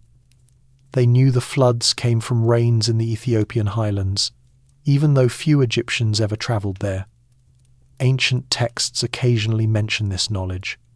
They knew that the timing and intensity of those distant rains controlled Egypt's fortune. Some researchers believe the Nilometer priests might have had contacts or information networks that extended into Ethiopia and Sudan. Reports from travellers about the rainy season's start and intensity would provide advance indications of the coming flood's size. Whether such networks existed is debated, but it's an intriguing possibility. The Nilometer priests also understood basic mathematics and statistics, even if they didn't use those terms. They calculated averages of past flood levels. They recognized that some years were anomalies and shouldn't be weighted too heavily in predictions. They understood the concept of a normal range and could identify when measurements were outside that range. This statistical thinking appears in ancient texts. One text describes a Nilometer reading as unusually high, noting that such a reading had only been seen a few times in memory. Another text describes a low reading as within the range of normal variation and not cause for alarm. These statements show an understanding of data distribution and variability. The transmission of knowledge among Nilometer priests must have been carefully managed. This was specialized knowledge, and those who possessed it enjoyed high status. Training new priests would have involved years of apprenticeship, learning not just the practical skills of measurement and record-keeping, but also the accumulated wisdom about interpreting data. Some of this knowledge might have been deliberately kept secret to maintain the priest's monopoly on information.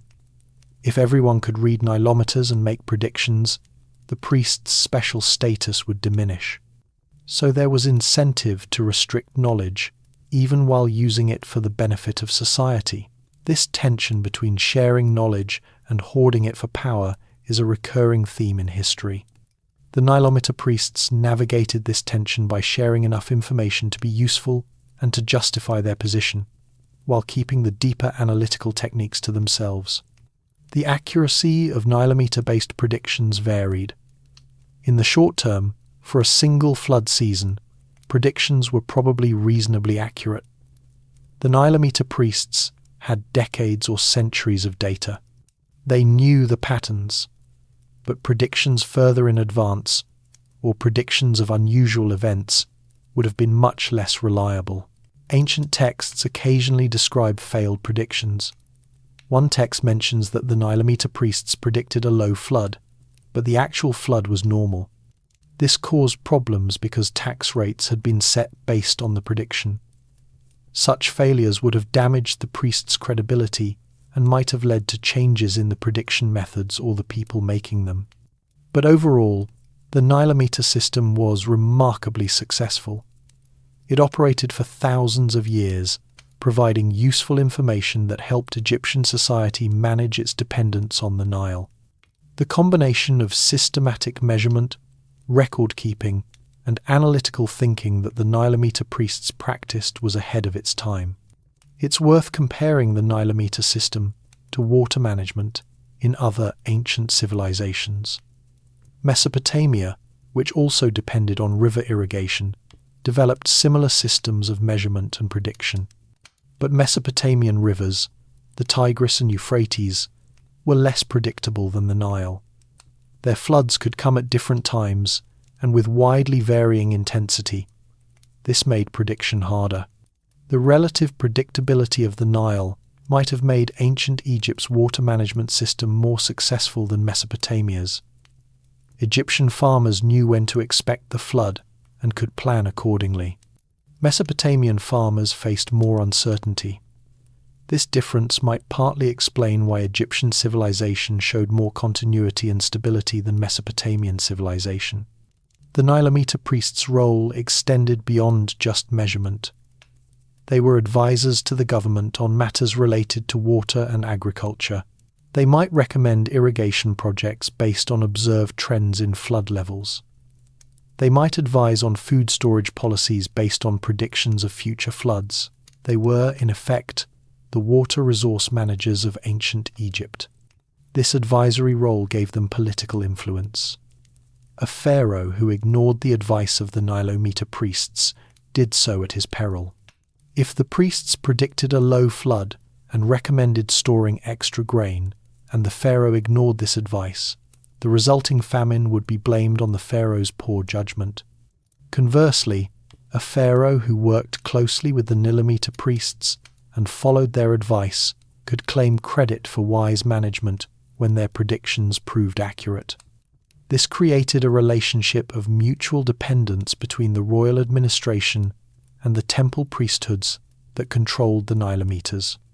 One final aspect of the Nilometer system worth discussing is its influence on Egyptian mathematics and astronomy. The need to keep accurate records over long periods encouraged the development of writing and numerical notation.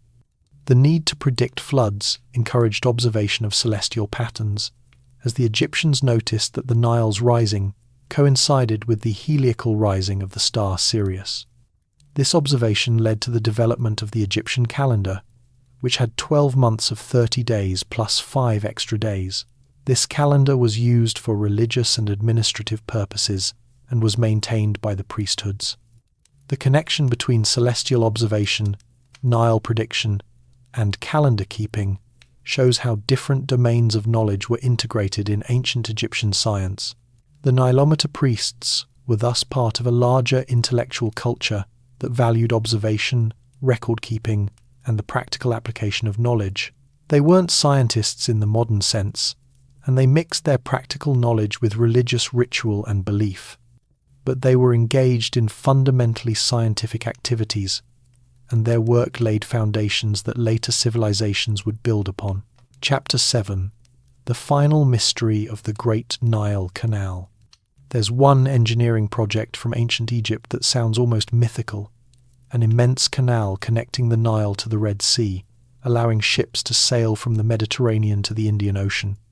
For years, scholars debated whether this canal actually existed or was just ancient propaganda, but archaeological evidence has now confirmed it. The ancient Egyptians really did build a precursor to the Suez Canal thousands of years before the modern version. The story of this canal stretches over more than 2,000 years of ancient history. Multiple pharaohs attempted to build or rebuild it. Some succeeded, others failed. The canal was dug, abandoned, redug, silted up, and dug again. It's a story of ambition, engineering prowess, and the eternal struggle against nature's tendency to reclaim human works. The earliest mention of a Nile Red Sea canal comes from the reign of Senusret III during the Middle Kingdom, around 3,800 years ago. An inscription mentions clearing a canal to allow passage to the Red Sea. Whether this refers to a new canal or the clearing of an earlier one is unclear, but it establishes that the idea of such a canal is ancient.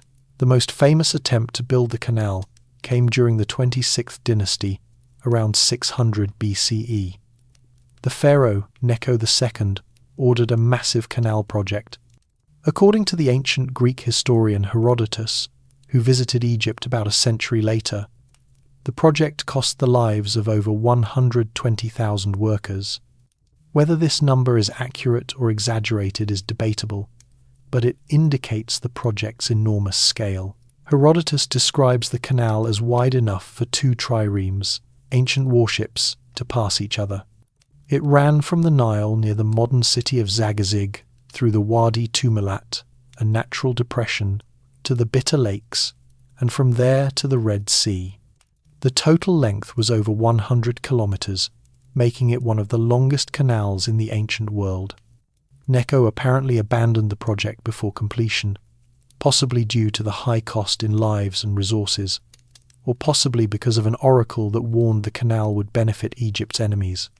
But the project was revived later by the Persian king Darius I after Persia conquered Egypt around 520 BCE. Darius completed the canal and commemorated the achievement with stone monuments erected along its route.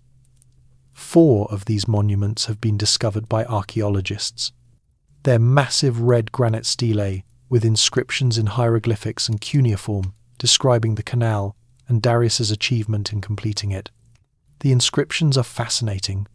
They describe how ships loaded with goods could now sail from the Nile to Persia, connecting Egypt to the wider Persian Empire. They emphasize the canal as a feat of engineering and imperial power. They're propaganda, certainly, but they're also historical records that confirm the canal's existence. Archaeological surveys have traced the route of the ancient canal. In many places, the course can still be identified from surface features, satellite imagery, and core sampling. The canal followed the Wadi Tumilat, taking advantage of the natural depression. But even using natural topography, enormous amounts of earth had to be moved. Calculations based on the canal's dimensions and length suggest that millions of cubic meters of earth were excavated. Without modern equipment, this required a massive workforce laboring for years. The workers used simple tools like hoes, baskets, and wooden shovels. They worked in organized gangs, probably rotating in and out as with other major Egyptian construction projects. The engineering challenges were significant. The canal had to have a proper gradient to ensure water flowed in the right direction. But the Red Sea has tides, while the Nile does not. This creates complex flow patterns. At high tide, Red Sea water would flow into the canal toward the Nile. At low tide, Nile water would flow toward the Red Sea. Managing these bidirectional flows required careful design. There's evidence that the canal had locks or gates at certain points. These could be closed to control water flow and water levels. They might also have served to keep salt water from the Red Sea from penetrating too far into the canal and affecting Nile water quality. The remains of some of these control structures have been identified by archaeologists. The canal's width varied along its length. In some sections, it was quite wide, matching Herodotus's description of allowing 2 ships to pass. In other sections, it was narrower, perhaps only wide enough for single-file traffic. This variation suggests different construction phases or adaptations to local terrain. Maintaining the canal was a constant challenge. Egypt's climate is dry, but dust storms are common. Sand blown by wind would accumulate in the canal, gradually filling it. Dredging was necessary to keep the canal navigable. Ancient texts occasionally mention dredging operations, describing the mobilization of labor crews to clear silt and sand. The canal was apparently operational during the Persian period and into the Ptolemaic period. Ancient writers mention ships using the canal to transport grain from Egypt to other parts of the Mediterranean and Middle Eastern world. The canal facilitated trade, moving goods between the Mediterranean economy and the Indian Ocean economy. But over time, maintenance became more difficult. The canal required constant dredging. During periods of political instability or when the government's priorities lay elsewhere, maintenance was neglected. The canal gradually silted up. By the Roman period, sources suggest the canal was no longer fully navigable, though some sections might still have been usable. There were attempts to restore the canal during Roman times. The Emperor Trajan ordered repairs, and for a time, the canal was known as Trajan's River. But the fundamental problem remained. Without constant maintenance, the canal would fill with sand and silt, and maintenance required stable government willing to commit resources. The ancient canal was finally abandoned completely sometime during the early Islamic period. By the time European explorers began surveying Egypt in the 18th and 19th centuries, the canal was just a buried memory, though local traditions remembered that such a canal had once existed. When the modern Suez Canal was planned in the mid-1800s, engineers were aware of the ancient canal. Some even suggested following the ancient route. But the modern canal took a more direct route through different terrain, cutting through the narrow isthmus of Suez rather than following the Wadi Tumilat. The discovery and excavation of parts of the ancient canal in the 20th and 21st centuries have provided valuable insights into ancient engineering. The dimensions and construction techniques reveal sophisticated understanding of hydraulic engineering. The control structures show awareness of the challenges posed by tidal flows and the need to manage them. One fascinating aspect is how the ancient canal connected different water systems. The Nile is a freshwater river. The Red Sea is saltwater. The canal created a physical link between these 2 very different water bodies. This had ecological implications that the ancient Egyptians might not have fully anticipated. Salt water from the Red Sea could penetrate into the canal and potentially into Nile-connected water bodies.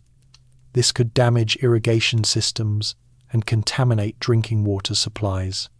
The gates and locks in the canal might have been designed partly to prevent this. Controlling the interface between fresh and salt water in the canal would have been an ongoing management challenge. The economic impact of the canal during the periods it was operational was substantial. Egypt's position as a trading hub between Mediterranean and Indian Ocean worlds was enhanced. Goods from India, Arabia, and East Africa could reach Mediterranean markets more easily. Egyptian products could reach Eastern markets. The government collected tolls from ships using the canal, providing revenue. Some historians have suggested that the canal's economic importance might have been overestimated by ancient sources. Overland trade routes also connected the Mediterranean and Red Sea. Goods could be unloaded from ships, transported overland, and reloaded onto other ships. This might have been easier and more reliable than navigating a difficult canal, especially if the canal was frequently silted and required long passages. But even if the canal wasn't used as extensively as propaganda suggested, its existence as an engineering achievement is undeniable. The ancient Egyptians and Persians demonstrated that connecting different water bodies over long distances was possible. This knowledge influenced later engineering projects. The ancient Nile Red Sea Canal represents the peak of large-scale water engineering in ancient Egypt. It combined the accumulated knowledge of thousands of years of canal building with the ambition of empire builders who wanted to connect distant regions. It pushed the boundaries of what was possible with ancient technology. And yet, like so much ancient Egyptian engineering, it was ultimately defeated by nature. The sand and silt that the Nile and the desert constantly produced overwhelmed human efforts to maintain the canal. This is a reminder that even the most impressive engineering requires ongoing maintenance. Infrastructure is not built once and forgotten. It must be continuously tended, or nature will reclaim it. The story of the ancient canal resonates today as modern Egypt operates the Suez Canal, one of the world's most important waterways. The modern canal follows a different route and uses modern technology. But the fundamental idea, connecting the Mediterranean to the Red Sea to facilitate global trade, is the same. The ancient engineers who first attempted this project 40 centuries ago would recognize and appreciate what their distant descendants achieved. Chapter 8. The Everlasting Legacy of Ancient Egyptian Water Engineering. What can we learn from ancient Egyptian water engineering? This isn't just a question for historians and archaeologists. The challenges that the ancient Egyptians faced and the solutions they developed remain relevant today. Modern civilizations still struggle with water management, irrigation, flood control, and the sustainability of water resources. The ancient Egyptians have lessons to teach us. First, let's recognize the scale of what they achieved. For over 3,000 years, Egyptian civilization sustained itself in a desert environment through mastery of water resources. This is an extraordinary accomplishment.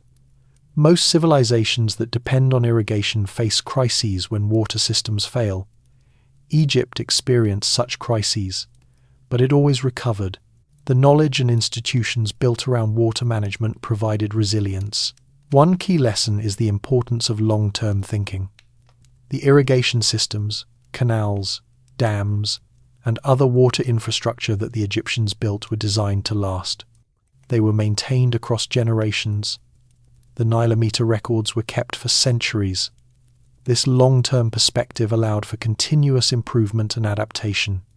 Modern society often struggles with long-term thinking. Infrastructure is built and then neglected until it fails. Data is collected but not maintained. Knowledge is developed but not passed on. The ancient Egyptian model of institutional continuity, where knowledge and infrastructure were maintained across many lifetimes, offers an alternative approach. Another lesson is the integration of different types of knowledge. The ancient Egyptians combined practical engineering with mathematics, astronomy, administrative organization, and even religious ritual. This holistic approach meant that water management was supported by multiple social institutions and knowledge systems. When one system faced challenges, others could compensate. Modern water management tends to be more narrowly technical. Engineers design systems, but the social, economic, and cultural dimensions are often treated separately. The ancient Egyptian model suggests that integrating these dimensions leads to more resilient and sustainable systems. The ancient Egyptians also understood the importance of adapting to environmental variability. The Nile floods varied from year to year. The Egyptians developed storage systems, crop selection strategies, and trade networks to buffer against this variability. They accepted that they couldn't control the river completely, so they built flexibility into their systems. Climate change is increasing environmental variability today. Droughts, floods, and unpredictable weather are becoming more common. The adaptive strategies that served ancient Egypt well offer models for modern adaptation.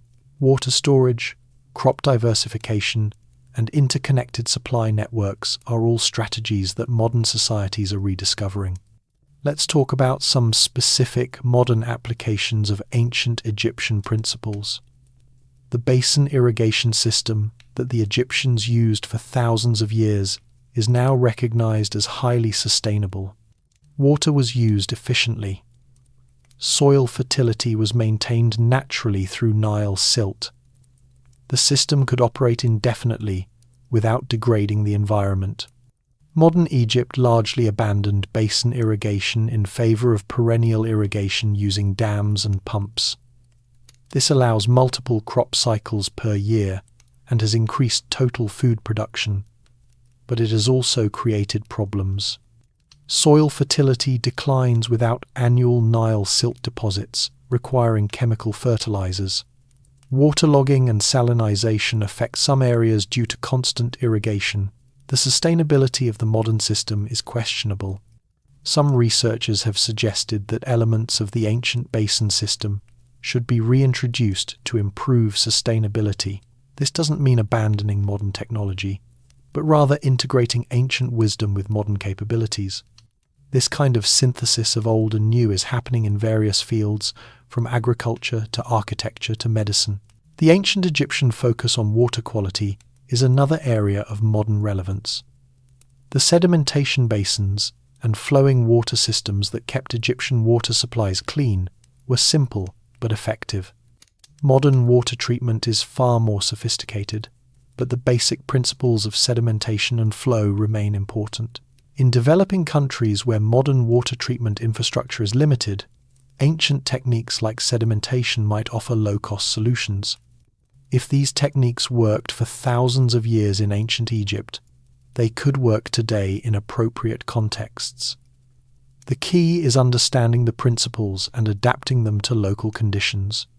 The ancient Egyptians' water-lifting technologies, particularly the Shaduf and Sakia, are still used in some parts of the world. These simple machines require no fuel, little maintenance, and can be built with local materials. For small-scale irrigation in off-grid locations, they're often more appropriate than modern pumps. Development organizations working in Africa and Asia have sometimes promoted these traditional technologies as sustainable alternatives to expensive, maintenance-intensive modern equipment. This isn't about romanticizing the past or rejecting progress. It's about recognizing that different technologies are appropriate for different contexts. The Nilometer system offers lessons for modern environmental monitoring. The ancient Egyptians understood that long-term systematic data collection was valuable. They maintained records for centuries. Modern environmental science operates on the same principle. Long-term monitoring programs track climate, water resources, biodiversity, and other environmental parameters. But modern monitoring programs often face funding cuts or are discontinued when political priorities shift. The ancient Egyptian model, where monitoring was embedded in religious and political institutions, ensured continuity. Modern societies might need to find similar ways to institutionalize long-term environmental monitoring so it isn't vulnerable to short-term political changes. The integration of water management with political governance in ancient Egypt also offers lessons. The pharaohs understood that their legitimacy depended partly on ensuring water security. This gave them incentive to invest in water infrastructure and management. Modern governments don't always have such clear incentives. Water issues often don't receive political priority until crises occur. Creating stronger links between water security and political accountability might encourage better water management. If governments were judged prominently on their water policies, they might invest more in water infrastructure and conservation. This isn't about copying ancient political systems, which were obviously very different from modern democracies. It's about recognizing that effective water management requires political will and institutional support. Let's consider the ancient Egyptian approach to dealing with megaprojects. The pyramids, the Great Canal, the Fayum irrigation works, these were all enormous undertakings requiring decades of sustained effort. The Egyptians completed them through careful planning, massive labor mobilization, and institutional continuity. Modern societies also undertake megaprojects, but success rates are mixed.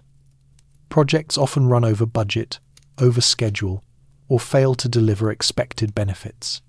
Some of this is due to complexity that ancient projects didn't face, but some is due to poor planning, inadequate institutional support, and short-term thinking. The ancient Egyptian model of long-term planning, institutional backing, and sustained commitment offers lessons. Mega projects need to be embedded in institutions that can support them across political cycles and leadership changes. They need realistic planning that accounts for challenges, and they need mechanisms to incorporate learning from failures, as the Egyptians did after dam failures and other setbacks. The archaeological investigation of ancient Egyptian water engineering is itself yielding benefits beyond historical knowledge. Techniques developed to map ancient canals and irrigation systems using satellite imagery and geophysics are now used in modern water resource management. Methods for dating and analyzing ancient sediments inform modern understanding of environmental change. This shows how investment in archaeology and history isn't just about the past. It generates knowledge and techniques with present applications. The study of ancient water management has practical value for addressing current water challenges.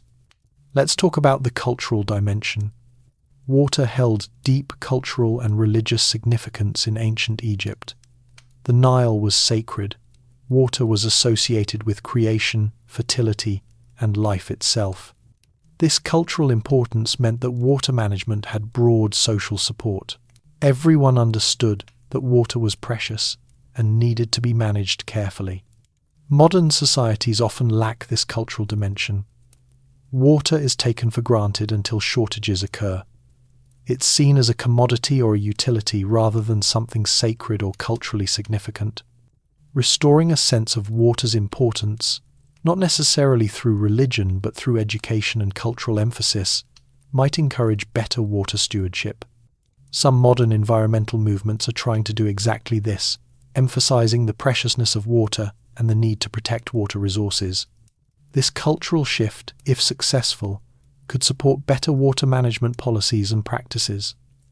The ancient Egyptian example shows that when water is culturally valued, societies invest in its management. The ancient Egyptians' use of distributed infrastructure is another interesting model. Rather than a single large dam controlling the entire Nile, they had thousands of small-scale structures, basins, canals, and water-lifting devices spread throughout the valley. This distributed approach had resilience benefits. If one structure failed, others continued functioning. The system degraded gradually rather than failing catastrophically.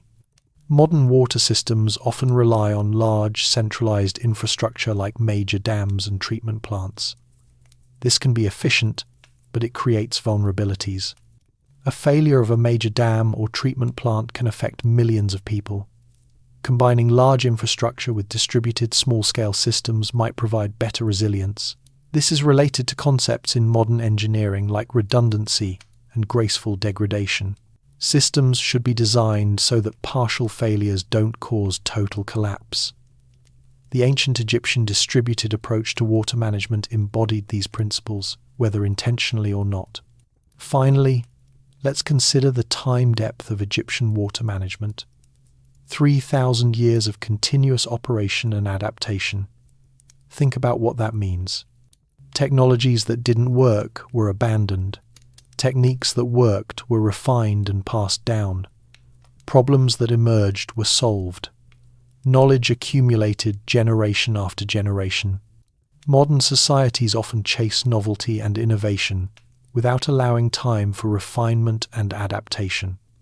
The ancient Egyptian model suggests that long-term, incremental improvement of proven technologies might sometimes be more valuable than constant revolution. There's wisdom in maintaining and improving what works rather than constantly seeking new approaches. This doesn't mean rejecting innovation. Ancient Egypt innovated continuously, developing new tools and techniques as needed, but innovations were integrated into a stable, long-term system rather than constantly disrupting it. Finding the right balance between innovation and stability is a challenge modern societies face in many domains, including water management.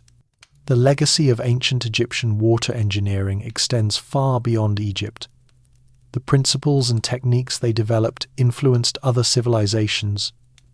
The Romans learned from Egyptian engineering when they conquered Egypt. Arabic-speaking engineers in the medieval period studied and adapted Egyptian techniques. European engineers during the Renaissance looked back to ancient Egypt as a source of knowledge. This transmission of knowledge across time and cultures is one of humanity's great achievements. The ancient Egyptians didn't develop their knowledge in isolation, and they didn't intend for it to die with them. By building enduring structures and recording their achievements in inscriptions, they passed knowledge to future generations. We are beneficiaries of that knowledge. Today, as we face global water challenges from climate change, population growth, and environmental degradation, we need all the wisdom we can gather. Ancient Egyptian water engineering is part of that wisdom. Not all of it applies directly to modern contexts.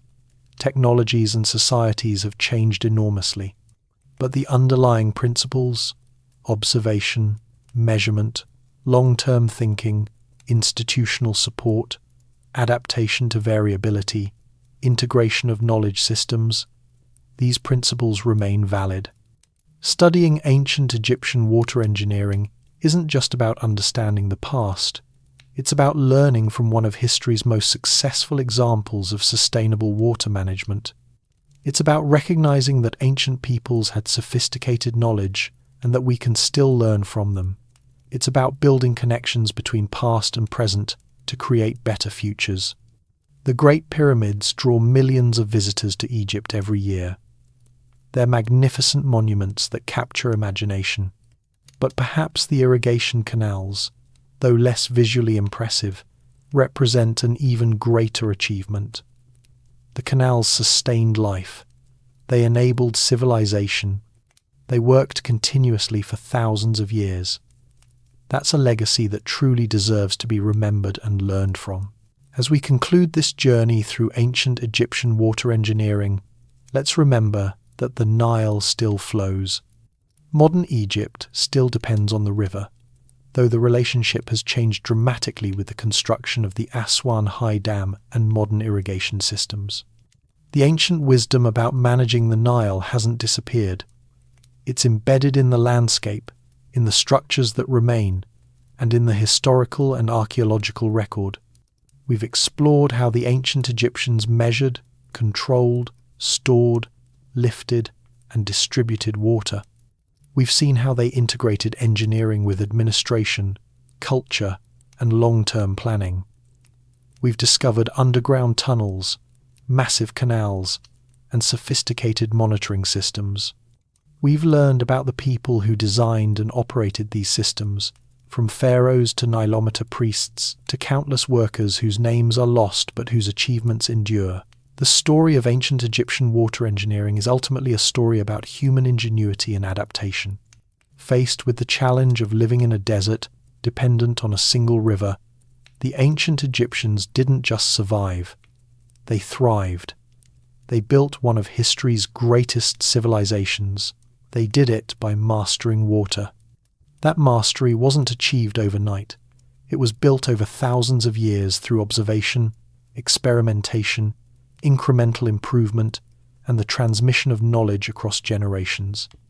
It required not just technical skill, but also social organization, cultural values that prioritized long-term thinking, and institutions that could maintain systems across centuries. These are the real secrets of the ancient waterways that built Egypt. Not just the physical structures, impressive as they are, but the knowledge, organization, and long-term commitment that created and sustained them. These secrets are worth rediscovering. They're worth learning from. They're worth applying to the water challenges we face today. The Nile gave birth to Egyptian civilization, but the Egyptians shaped the Nile to serve their needs. The interplay between natural environment and human ingenuity created something extraordinary. As we face environmental challenges today, we need the same combination of respect for nature and bold engineering that characterized ancient Egypt. The ancient waterways still have lessons to teach. The stones and sediments still have stories to tell. As archaeologists continue to excavate, as researchers continue to analyze, as we continue to look back at this remarkable civilization, we will undoubtedly discover more. The story of ancient Egyptian water engineering is not finished. It continues to unfold, revealing new insights and offering guidance for the future. From the Shaduf to the Great Canal, from Nilometers to underground tunnels, from basin irrigation to pyramid construction, water was at the center of everything ancient Egypt achieved. Understanding this centrality helps us understand the civilization as a whole, and it helps us appreciate that our modern relationship with water, though technologically different, faces many of the same fundamental challenges. The ancient Egyptians showed that these challenges can be met. They showed that with knowledge, organization, and long-term commitment, even a desert can bloom. Even a single river can support millions. Even simple technologies can achieve extraordinary things. These lessons echo across the millennia. They remain as relevant today as they were when the first irrigation ditches were dug in the Nile Valley over 7,000 years ago. Thank you for joining this journey through time and water. The ancient secrets of the Nile's waterways have been revealed. The engineering marvels have been explored. The people who built and maintained these systems have been remembered. And most importantly, the lessons they offer for our present and future have been recognized. The legacy of ancient Egyptian water engineering flows on, like the Nile itself, endless and life-giving, connecting past to present and present to future.